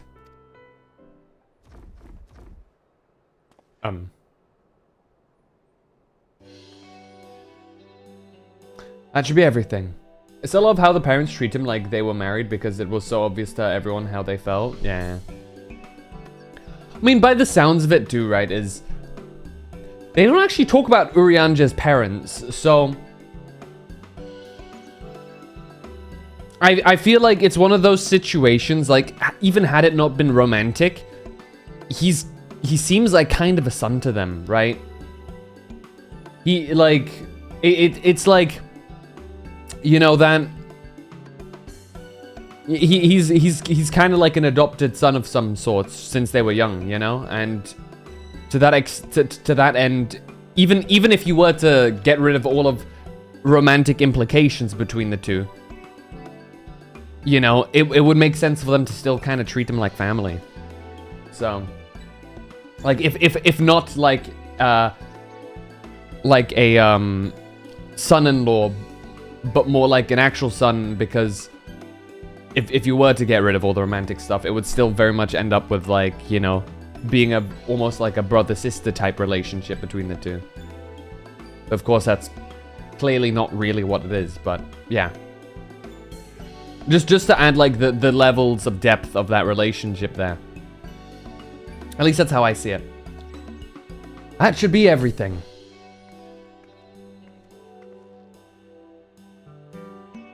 You carried all that at once. Are you trying to injure yourself? Oh, hush. They're lighter than they look, and not everyone has your delicate arms. Oof.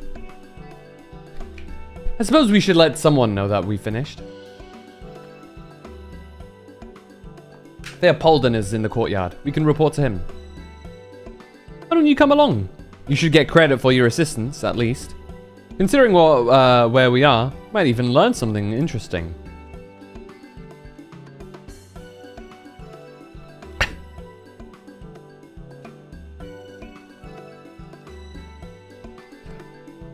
Bum, bum, bum.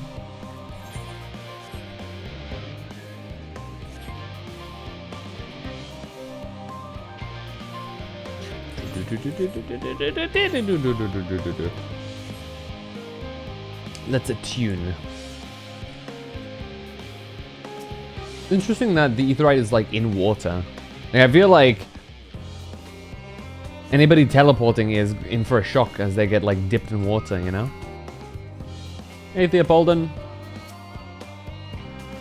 God, it never ends, does it? What can I do for you? We've brought samples from Charlene Hamlet, Series 110. The crates are by the entrance. Ah, thank you. I'd expected one of my colleagues, but we are dreadfully short-handed. Just a moment. Wait, just a moment? You're Fortuno's children, are you not? Alphino and Alize, at your service. You're well acquainted with my father, I take it? Quite. I've been friends with your parents since our days at the studium. I remember when you were yay-high, waddling hither and thither. Clearly, it's been quite some time since we've met. 'Tis good to see you again, wielding your father's, noliths, no less. You knew our parents when they were young? What were they like? Pray, spare no detail. I should like nothing more than to regale you. Alas, I am meant to be in charge here, and reams of paperwork want for submission. Oh, we can help with that, in exchange for the sort of stories our parents would never willingly divulge, of course. Very well then. Then there happens to be 3 sets of documents in need of delivery, so how about you each take one?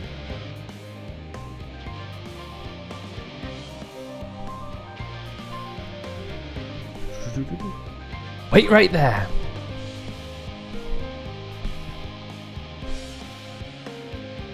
Thank you. You will find a forum representative waiting to collect these near the southernmost structure. Hope I haven't kept her waiting too long. Never mind Alphino and Alize, I'm certain they will be back soon enough. How convenient that there are 3 of you. Yeah. Though, I wouldn't like joke about it all too much, right? I feel like it's always like how convenient there are 3 of us and 3 stacks of paper, but sometimes these things do happen.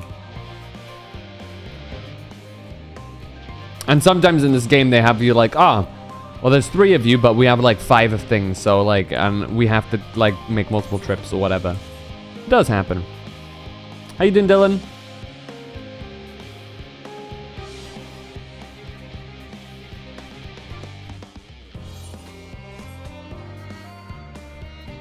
I think 14 is one of the first games that I've played where it's been like, there's been situations where it's like, well, there's 2 of you, but we've got like 6 pieces, or actually 6 would work because 3 each, but like, you know what I mean. But we have to do one more stuff than the others and stuff. Are you not one of the Scions of the Seventh Dawn? I thought you were meant to be working on the ether burner. Shut up and take the paper. Theopolden's paperwork. I was beginning to worry he had misplaced the quill. I appreciate your help in seeing these documents in my hands at last. As for your other task, pray, keep this between us. But I sincerely hope you Scions succeed. The Exodus is, without a doubt, the most monumental undertaking in the history of the Forum, and so we must be circumspect in all respects. Oh, good God. Risk is a privilege we cannot afford ourselves. At its heart, however, Sharlayan has ever been a nation of the curious. 'Twould be a tragedy indeed if we were the ones to stymie your pursuit of truth. Oh shit. She's an ally to us. Make sure it's not always the perfect amount to help to make it more believable. Helps pull me in, yeah.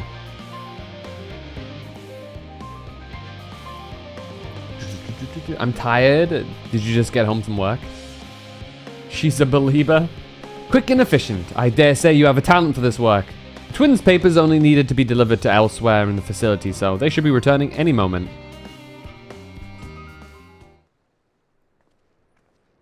There they are. And then I saw her face. Beanie, beanie, beanie. We return with not a scrap of paperwork remaining on our persons, you will note. You both have my thanks, and my apologies for sending you on an errand far below your ambitions. Why, even as a babe, you struggled out of your swaddling clothes and... That is quite enough of that. Thank you. I was compromising... It was compromising stories of our parents that we'd asked here, to reiterate. Of course, of course. I've known your father for so long. I must have something. Well, as you know, part of why the Levier name garners such respect in Sharlayan is your family's storied history. You two can trace your ancestry directly to those who came aboard Njonkrep's Hope, a lineage few can claim. Never thought much of it myself. It's not as though our forebears founded our nation, they were simply there when it happened. Nevertheless, it has traditionally been a point of pride. 'Tis why Njonkrep's pronouncement, renounce the ways of war and pursue enlightenment through knowledge and reason, has ever been our family's creed. Until your grandfather's time, aye.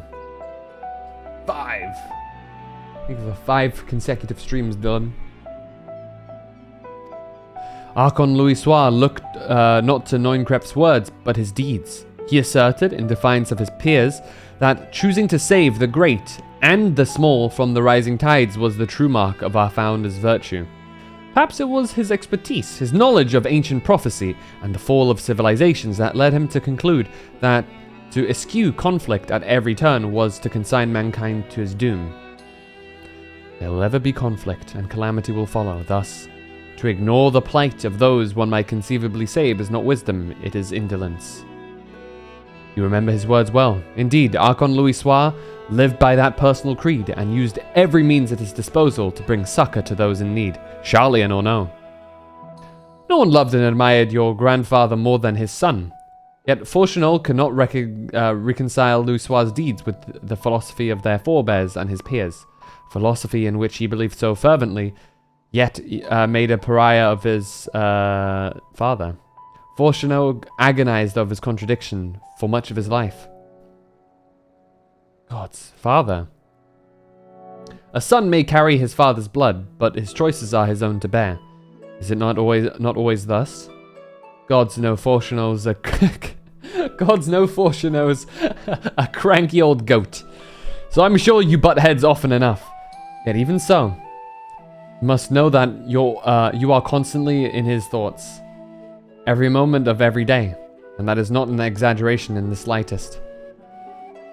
You should have seen him when you were born. Barely recognizable he was, with the kind of dumbfounded grin I'd never seen since he first took a fancy to your mother. He was practically skipping when he told me the news. Take my word for it, he loves you to an embarrassing degree. But he is also frustratingly single-minded. Once he's decided that a given action is for the best, he will stay the course no matter who or what opposes him. A profoundly annoying habit when you're on the other end of it, as I'm sure you will agree.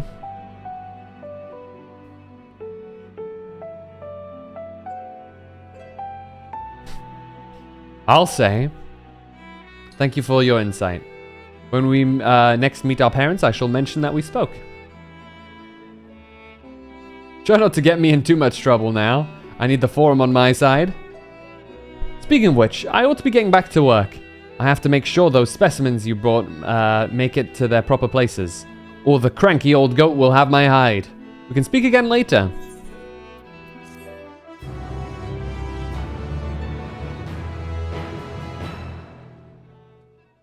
Hail, you three. Hey, Graha. Graha, surely Kokol hasn't driven you out of the forge already. For better or for worse, no. However, he has set me a task that requires more than my single pair of hands, and here you are. I could use at least one of you, but I won't object to more.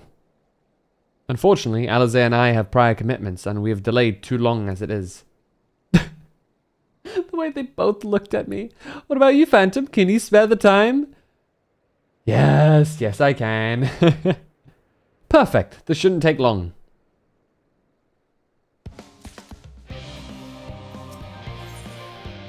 An unspecified task awaits you.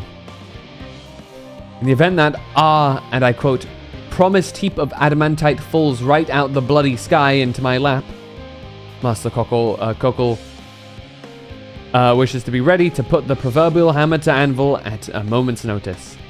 To fabricate these parts, however, he needs the flames in Kokol's forge to burn hotter. He sent me to increase the amount of ether being funneled to his furnaces. The flow of fire-aspected ether in Labyrinthos is regulated by an elemental reactor south of here, to which I have borrowed the key. The adjustment will require 2 people to carry out safely, but I can explain the process when we arrive. This is where we part then. We'll see you in Charlene Hamlet once the adamantite arrives, if not before. This way then.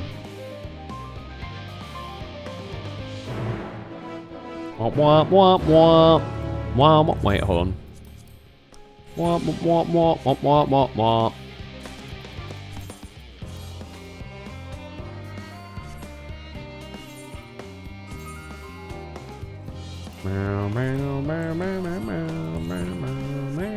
Okay, we're going to Logisticon Gamma.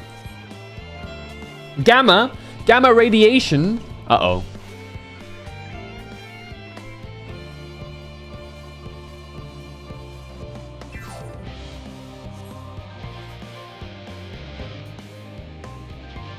Gamma these nuts.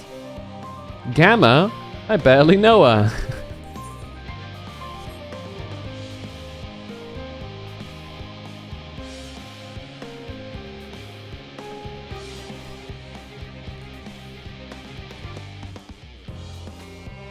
What would gamming entail? Can only find out one way. The reactor is housed within this facility. I'll be the one to go inside and adjust the fire ether output. When I do, a rather large amount of water-aspected ether will issue from the vent at the top. I expect this to attract at least a few elementals, which we would both rather not be drawn into the reactor itself, trust me. Can I ask that you put down any that draw too near? They'll pose you little trouble, I'm sure. Accidentally gets like the biggest elementals in existence. Wait here, if you would.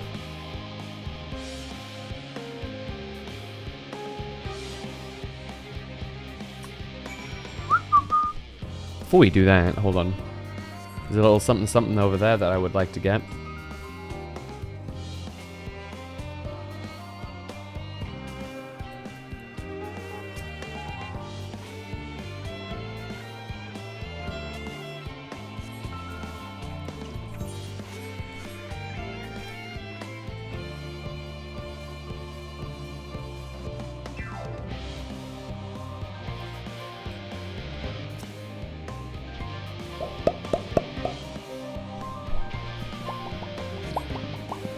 Oh no! Whatever am I to do? Oh, you're dead.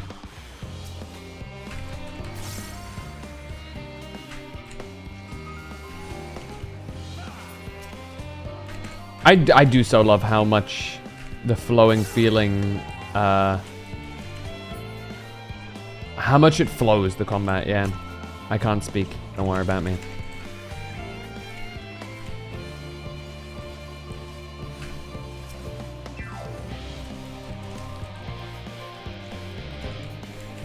I love the feeling of the flow that you get when you play Dark Knight. Watch out, Fanny. Oh no. Why? Why, Dylan? Dylan! There we go.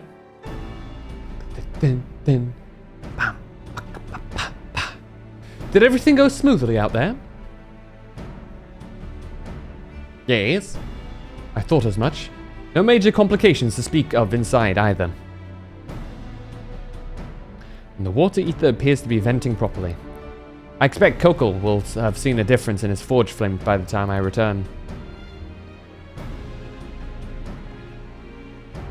Since I have you, there was another matter I thought to discuss with you. Nothing terribly important, merely something I've been considering. Part of this I shared with everyone, yet you and only you have been to Elpis. Okay.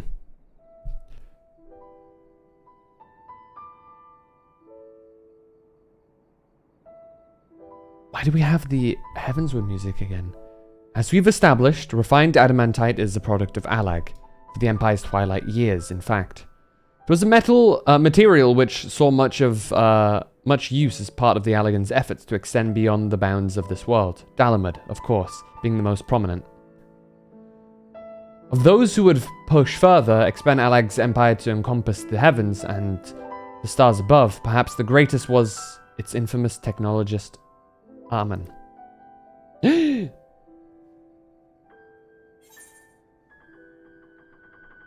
he remember his life as Hermes?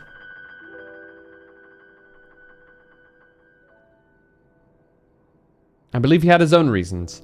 There's no evidence to suggest that he retained memories of his former life. He only joined the Asians once the Empire was all but dust, as you know. Not his memory, though. What drove him to pursue the idea with such fervor? This may seem far-fetched, but what if souls like mine have a personality, so to speak? Natural disposition towards which they are inclined. We know with relative certainty that it was the gross decadence of inexorable decline of Alag that moved Armen to resurrect Emperor Zande. The Empire's people spoke lightly of death and destruction, experimenting on those they deemed beneath them to fill the emptiness in their hearts. In facilitating Zande's return, Armen provided these languid souls with the means to free themselves from the mire of their own indolence. Or would have, had not Zande been convinced by his own death that life itself was meaningless. Armen's desire for his countrymen to conquer the heavens could only be means to the same end, to instill the people with new purpose. Like Hermes before him, Armen was appalled by how those around him lived, but could never bring himself to believe that those lives were devoid of meaning. And both of them sought that meaning, that hope in distant stars. Such is my theory, anyway. Ultimately, it is the consequences of their actions which matter. Their motives are of no moment. And yet, to reach those stars on wings of adamantite, to travel to the ends of creation and beyond, the promise of hope everlasting, that much I do understand. But enough musing now. Why don't we see how Kokol is getting on?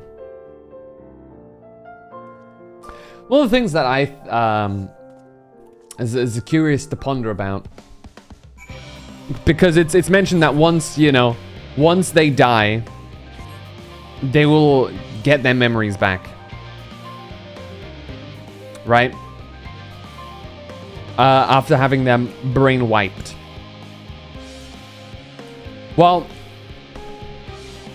it's tough to say if that was the case with, for example, us and Emmett Selk, and if he recognized us thus or whatever, because we don't know if the timeline is one and the same. We don't know if that world is ours. We know that they align perfectly now, thanks to, or nigh perfectly now, thanks to the brain wipe and things happening more or less as they should. But we don't know, for example, if Heidelin, if our interactions with Anar are separate now as the ones that originally happened, right? We don't entirely know. But one of my theories is that, obviously, regardless of what happened, Meteion went off and did the thing. And probably one way or another told Hermes of what had happened, and Hermes posed that challenge, or posed that instruction to Meteion. Which makes me think that Hermes probably wiped his brain again, because he was like one final test of humanity, all right, like that or of mankind rather. That was his intent. So that does lead me to wonder if the reason why Fandaniel is so fucking insane is because after, you know, he originally died, Hermes, that he got his memories back, right? Because he returned to the stream or something like that, because he was one of the Sundered. He probably also died. Whatever, right? Because they got his soul again. The only ones that, like, survived are Emet-Selch, Elidibus, and what's his name? I forget his name. It's been so long. La Habrea. Kind of wish we could have gotten more out of La Habrea. Seen more how he was originally.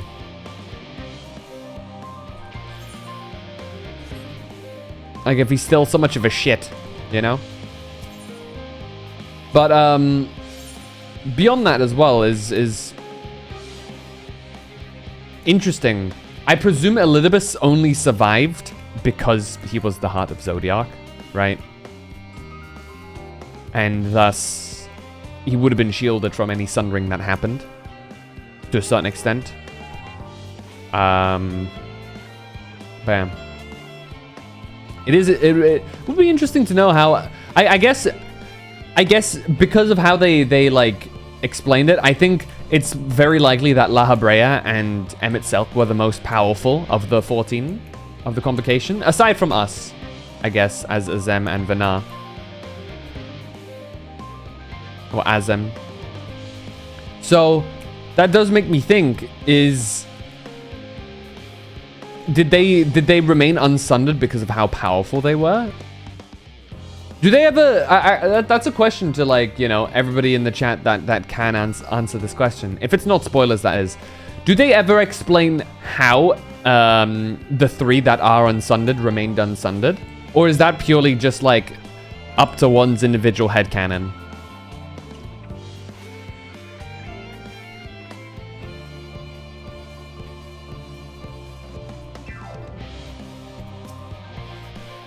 So cool. Whew! I can feel those flames are blazing from here. Glad you found someone capable, Graha. There's not much left for you lot to do. Unless you can conjure up that refined adamantite any faster.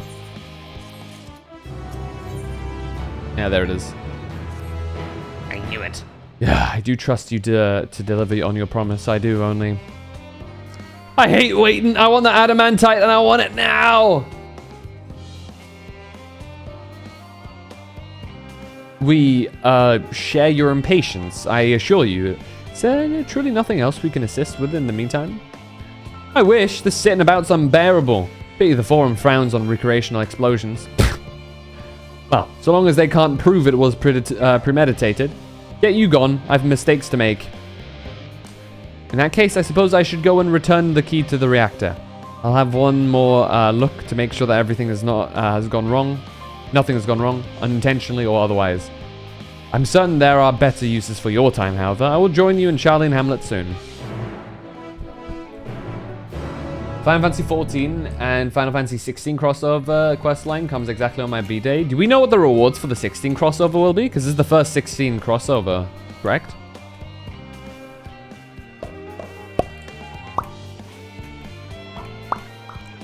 This would be my first... If like, as long as that probably amount. Curious. A pet? They probably won't make... what, in a costume. Do you think it's gonna be like the 15 mount? One of those like super special mounts that you have to like grind for in the gold saucer and whatnot.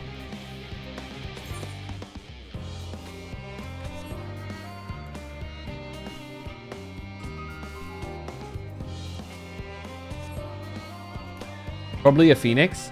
I don't know much about Final Fantasy 16, and I intentionally want to keep it that way. But I do know that like the Phoenix is like an important part of it. So that would be cool. Because I know the design for the Phoenix is sick. It's one of the few things I have seen.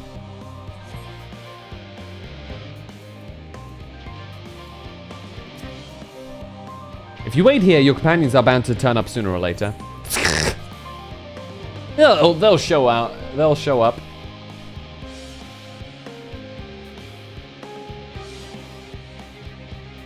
Why is he scanning the area like that?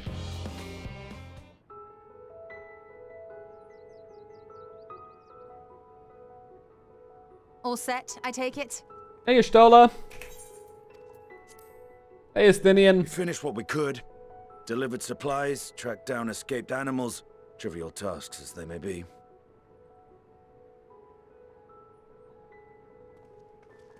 Hey, what's up, you guys? That's enough, don't you think? If there was anything more important still undone, that would be a problem in itself. The vessel is essentially ready for departure. All that remains is to load the final batch of supplies and see everyone on board. Once we've readied the ether burner, that is. Nodders. Had a feeling we might find you all here. Oh, what's up? We're all back. Our consultations with the Loperates, too, have run their course. Pleased I am to say that our researchers' concerns have, for the most part, been allayed, though some insist on making adjustments to the very end. For their part, Livingway and her peers have graciously offered to stay and keep the people company, lest any lingering queries go unanswered. All that remains is to wait for the refined adamantite. Alphino, are you there? It's me, Kryl. Hey, Kryl. Your special delivery has arrived. Round up everyone and come to the harbor at once. Special delivery? Uh-oh. Speak of the devil. Let us go at once. That sounds worrying for whatever reason.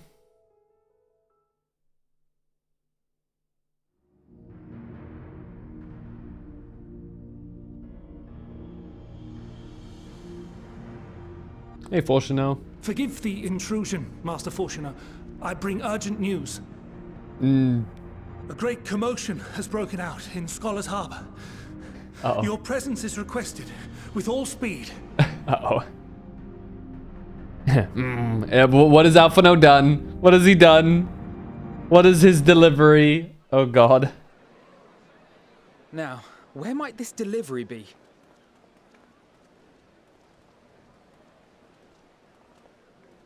Oh. Holy shit! It's everyone! Holy moly! That delivery, I honestly, I forgot. Dude, I don't even know what the, like, I haven't done the questline for the flying ship. Very important, but we cannot accept these without the proper permits. It's probably one of the raids, right? Surely, these can't all be. Hey, Sid! And the mana cutters. You probably should have. Yeah, you probably should have. But hey ho. Bleeding hellfire! They're bringing them by sea and by air. I still haven't done coils either, so it's like, you know, pick your poison.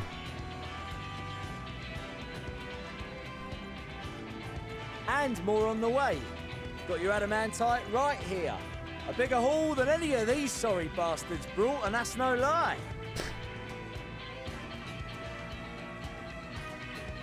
Yes, because you were charged with seeing the shipments from Gridania and Uldar here, along with your own. Give credit where credit is due. Are they gonna end up like besties in some way? Sounds like the sorry whinging of a sore Because they always bicker. Ain't no way a scrawny whelp like you took a dozen steps inside a Dalamon shard. I'll have you know I went all the way to the entrance. I played a vital role in keeping a lookout whilst our expeditionary forces secured the adamantite. Left you outside so you wouldn't get anyone killed, did they? Well then, credit where credit's due, you did a right fine job sitting on your ass. Take that back. Make me. I will not stoop to your level. Those two, man. My, what a grand welcome party. What's up, Hancock?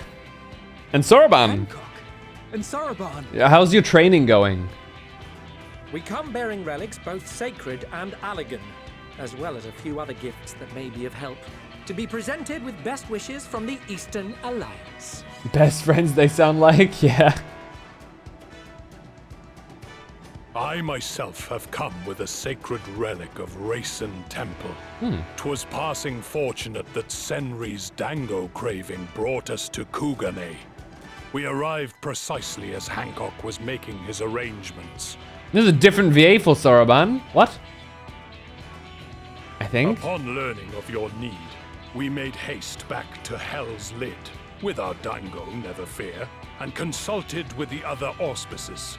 All consented to the lending of Tenzin's legendary Phoenix Blade. Whoa, for can I this have it? noble cause. Yoink. Suzaku and Seiryu were nevertheless worried that it might be lost in transit, however, and insisted upon accompanying me to Onakoru, where I had intended to entrust it to our Confederate allies. I thought instead to give it over to Hancock when we chanced to cross paths yet again. But alas, Seiryu remained ill at ease and ordered me see the blade into your hands personally or die trying. We did, of course, need quite the impressive vessel to get it all here in time. Yeah, tell me about that vessel later. I don't... That is all wonderful to hear, but what of the extraordinary cost? I shudder to think of the ransom we must pay for such a bounty. Isn't this to save the world? So, like, I don't think that's fine. Fret not for your coin purse, young Alphino. Lord Lolorito looks ever towards the profits of the future, and thus the East Aldenar Trading Company went to some lengths to reduce the financial liability. And since the Scions funded the entire venture, not a gill need be rendered up in compensation. Everything is already yours. We funded the venture? When? Oh, from the money we made from the... Don't let the name fool you. This coin keeper knows a thing or two about spending. Tataru scares me. When it comes to capital investiture, a sprinkling of gil here and there will not do. You need enough savings to make waves when it really counts, which is why frugality is paramount. We also had the benefit of a generous patron. Generous being rather an understatement.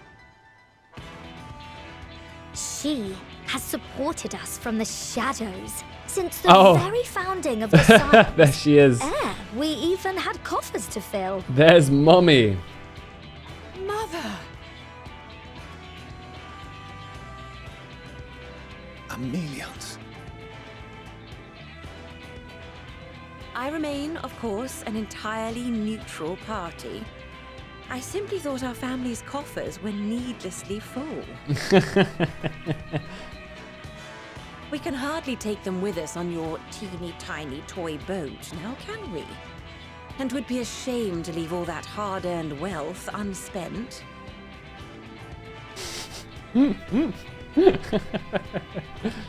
Waste not.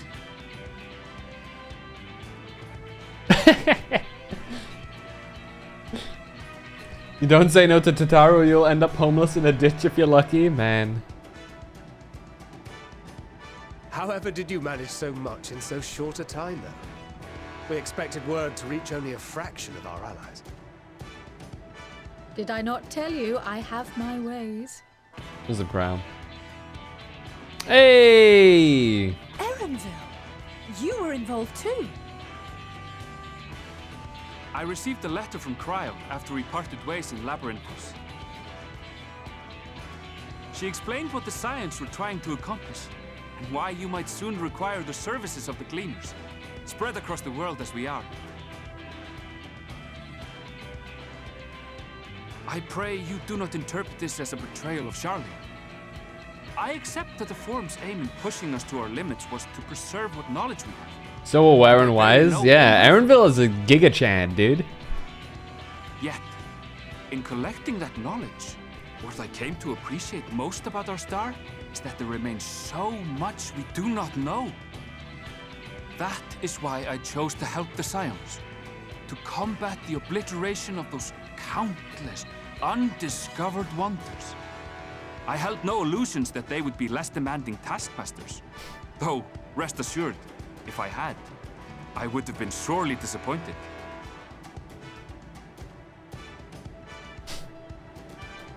Doing the grumpy face again.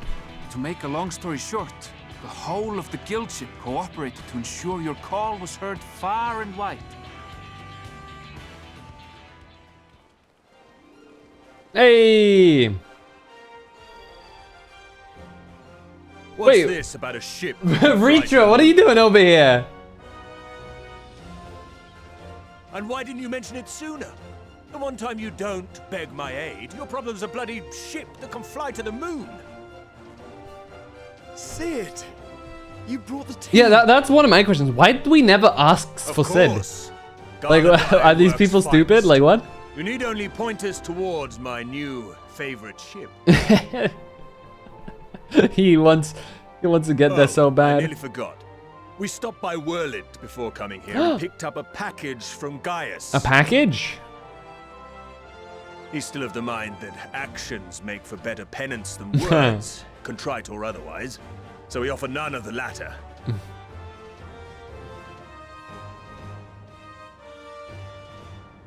What he sent is an Allegan relic Valens used in his weapons experiments. What is Valens? I was There's a fair correct. bit of Good. refined adamantite in it too.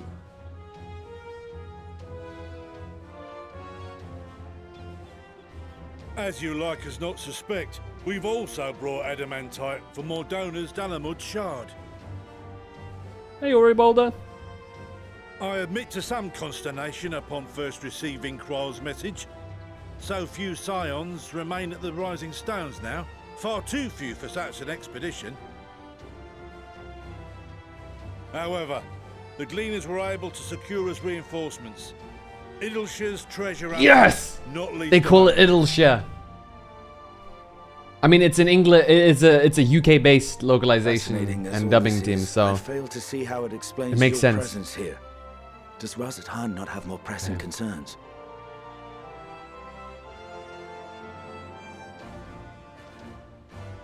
We do.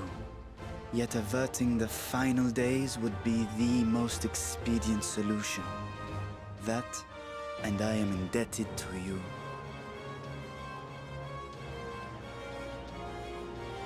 Aww.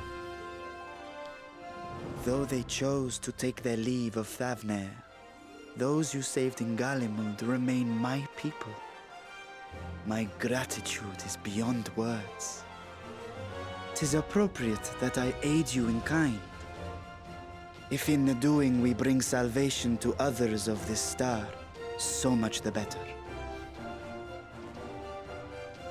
You will recall that I spoke of my father, Midgard Summer, and his journey across the great expanse. Yeah. As he traveled betwixt the stars, his resplendent scales drank of the ether in those nigh empty surrounds, and imparted to him the strength to persevere. Where is Midgard Soma?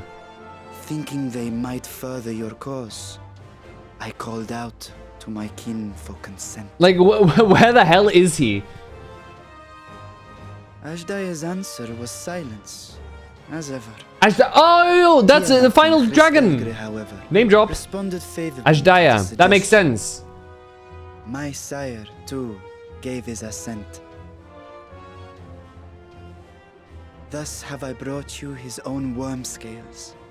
You fought him? Midgard Soma? Well, I mean, yes, but like he rebirthed himself. Like the fuck is he doing now? He even like grew himself to a mount-like size. Is he just chilling somewhere? To find someone else so familiar with the unique properties of dragon scales. So I invited. That's a guy? Who's a guy? Hmm?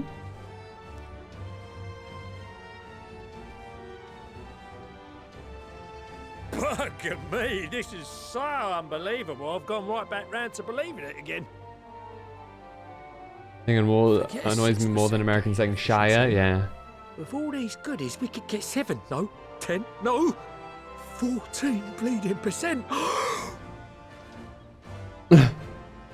Think of how far we could go. What we could do with that much power. What we could blow up. Hold. If Kokol is duly convinced, then it must be true. In which case, the Scion's end of the bargain has been fulfilled. Would you not agree? This statue like Stang gives you a minion to keep an eye on your actions? No, he also is the mount that he says, ride upon my back and we shall go to blah blah blah. Like he he's the mount also.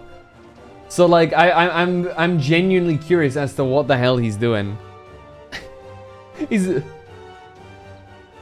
No, the mount is called Midgard Soma, Saya. It is him. He says, ride upon my back. He's like, hold on.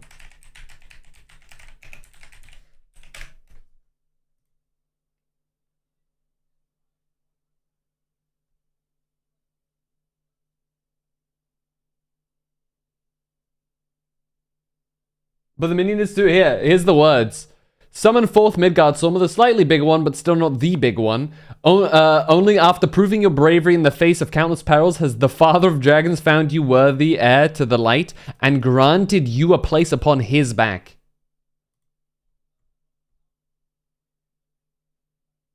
No, his body is. His body is wrapped around it, sure, but he's like... He just split himself off, I guess.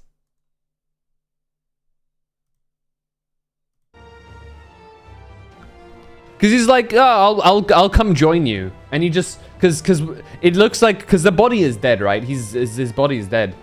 He just basically was like, okay, here's my new form. I'm the little minion now, and I'll follow you around. And then it's like part of the main quest line. Obviously, you keep the minion, but like, he's like, okay, you're worthy. I'm gonna carry you on my back the rest of the way, and so he does. Especially because that's how Tiamat speaks. Like, Tiamat is like, oh, father, holy shit, hello, father. Not like, a minion of my father or a familiar of my... No, it straight up refers to the little minion that you speak to at that part as father directly. You know? So I think he just separated himself and came along. That's his, like, spirit or whatever. Because the body is dead. And he's like, oh yeah, I'm just chilling. And he's like, oh, I'll come with you. To see if you're worthy, whatever, right? So the real question remains, where the hell is he and what is he doing right now? Because, regardless, right? Reacher even mentions that it's like, oh, he hasn't talked. So he's, yeah, that's a good sign. That means you're not doing anything wrong. But like, where is he and why isn't he doing anything? Like, he's just chilling, I guess.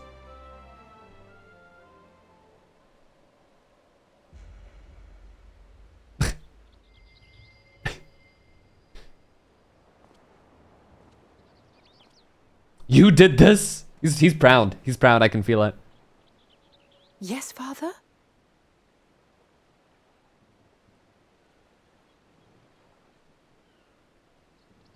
I know not what you seek of Hydaelyn, nor for what purpose you would take command of our ship. Yet this much is certain. To do so will be to dictate the fate of this star and the lives upon it. The lives of each and every creature, in their magnitude and their fragility. Do you understand? And are you prepared? We have seen and we have felt how much each life shapes this world. And so we are determined to abandon none. We understand what is at stake, and we are prepared to bear this burden. Hell yeah.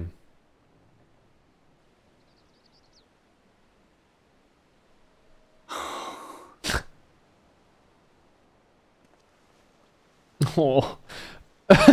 Then I will bear it with you. He breaks! The mask cracks. Share your struggles with me. As family.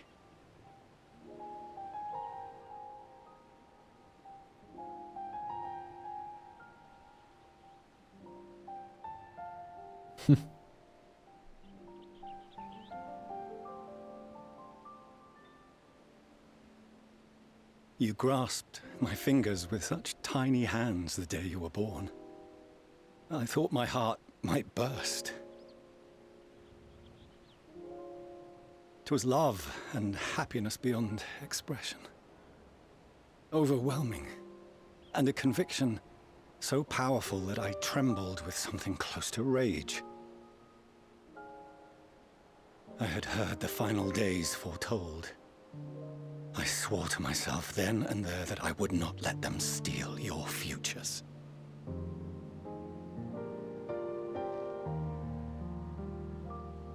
The great exodus would succeed, must succeed. No sacrifice or sin was worse than the alternative. If anything gave me pause, 'twas mine own father. The Archon Louisoix openly decried Charlian's policies, a perspective which I regarded with increasing disdain as I grew older. Yet even as part of me thought him a fool, perhaps I also hoped that he, of all people, would devise a brilliant means to save my children. And then he died. Naive hope, but stubborn enough that I could never bring myself to keep you apart.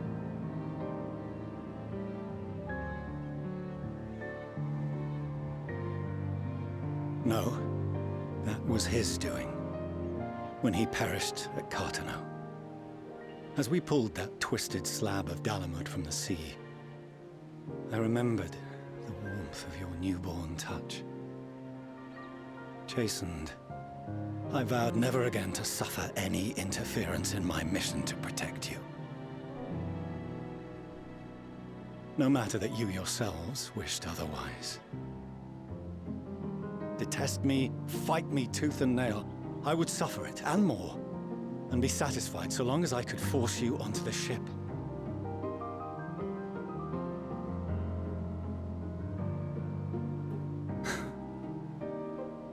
I was wrong.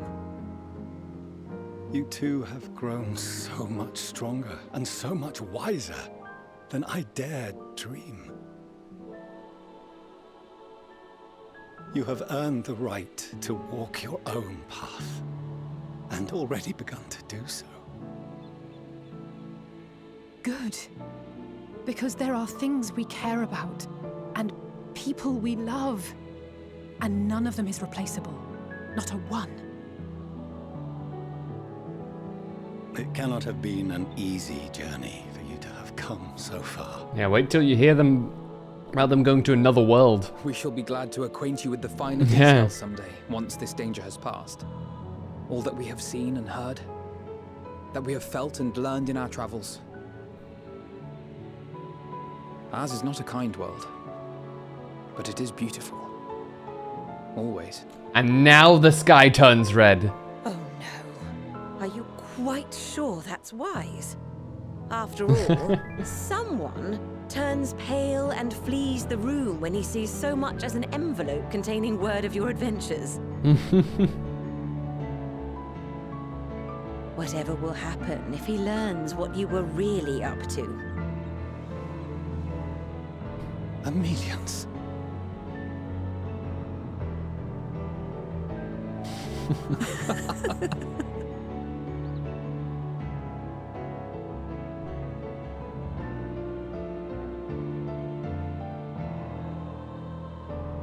Though I have wronged my children most gravely, I owe you an apology as well.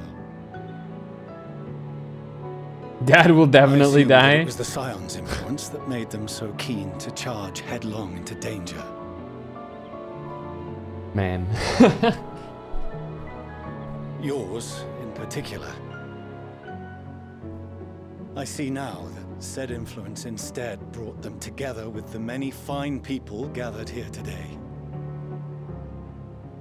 In which case, I hope you continue to guide them.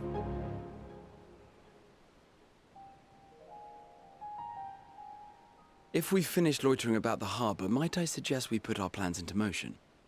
People are beginning to look confused. Perhaps you can spare a few words ere they resume the tedious lugging of cargo. You've no small number of friends and admirers here after all. It's the bleeding warrior of light. Oh yeah! Maker's Ruin! Bum, bum, bum, bum, bum, bum.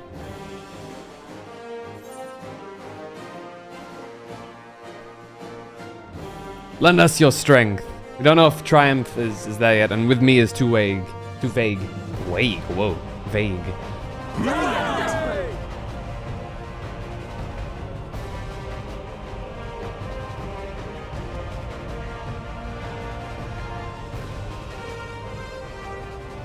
Your assistance is appreciated. Now, in an orderly fashion, if you please.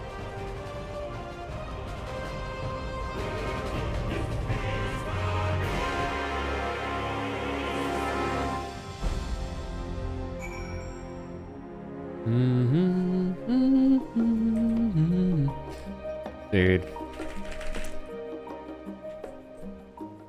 That's gonna fucking play in the final fight, isn't it? They're bringing it back, man. I can feel it. We finally managed to clear the harbor, which means the rest is in the engineer's capable hands. Meanwhile, Father has issued to us an invitation. As was agreed, he will reveal the means by which Heidelin may be contacted. We are to meet him at Aporia when we're ready. Given the vital knowledge she holds, I suggest we leave without delay. I wanna know if she's like, if it is if it's the original Vanar or Avanar, or if they were always the same, because that would imply two different ways time travel works in the same universe, and that's trippy. It transpires, however, that the Forum's method of speaking with her is not without risks. I'm curious to hear what those might entail, but regardless, be warned. Who's being so loud? Most of those who arrived with the Adamantite have offered to stay and see to any remaining tasks that need doing. The Forum has already asked for my assistance in overseeing in the process, so you needn't worry about a thing. Thank you, Tataru. We're off to Aporia then.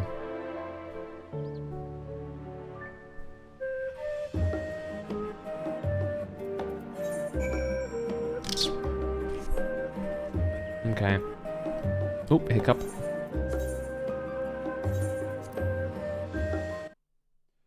Dude, I'm so ready. Whoosh.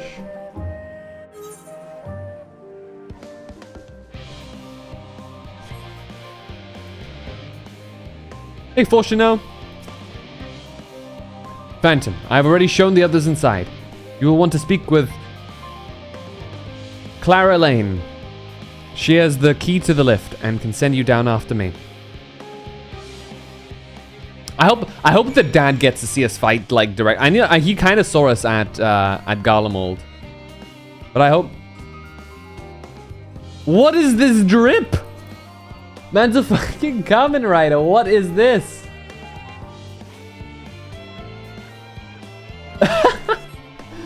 That's insane. That's Azio's outfit should he play the game. You're with Master Fortuno, yes? Just step inside the lift here.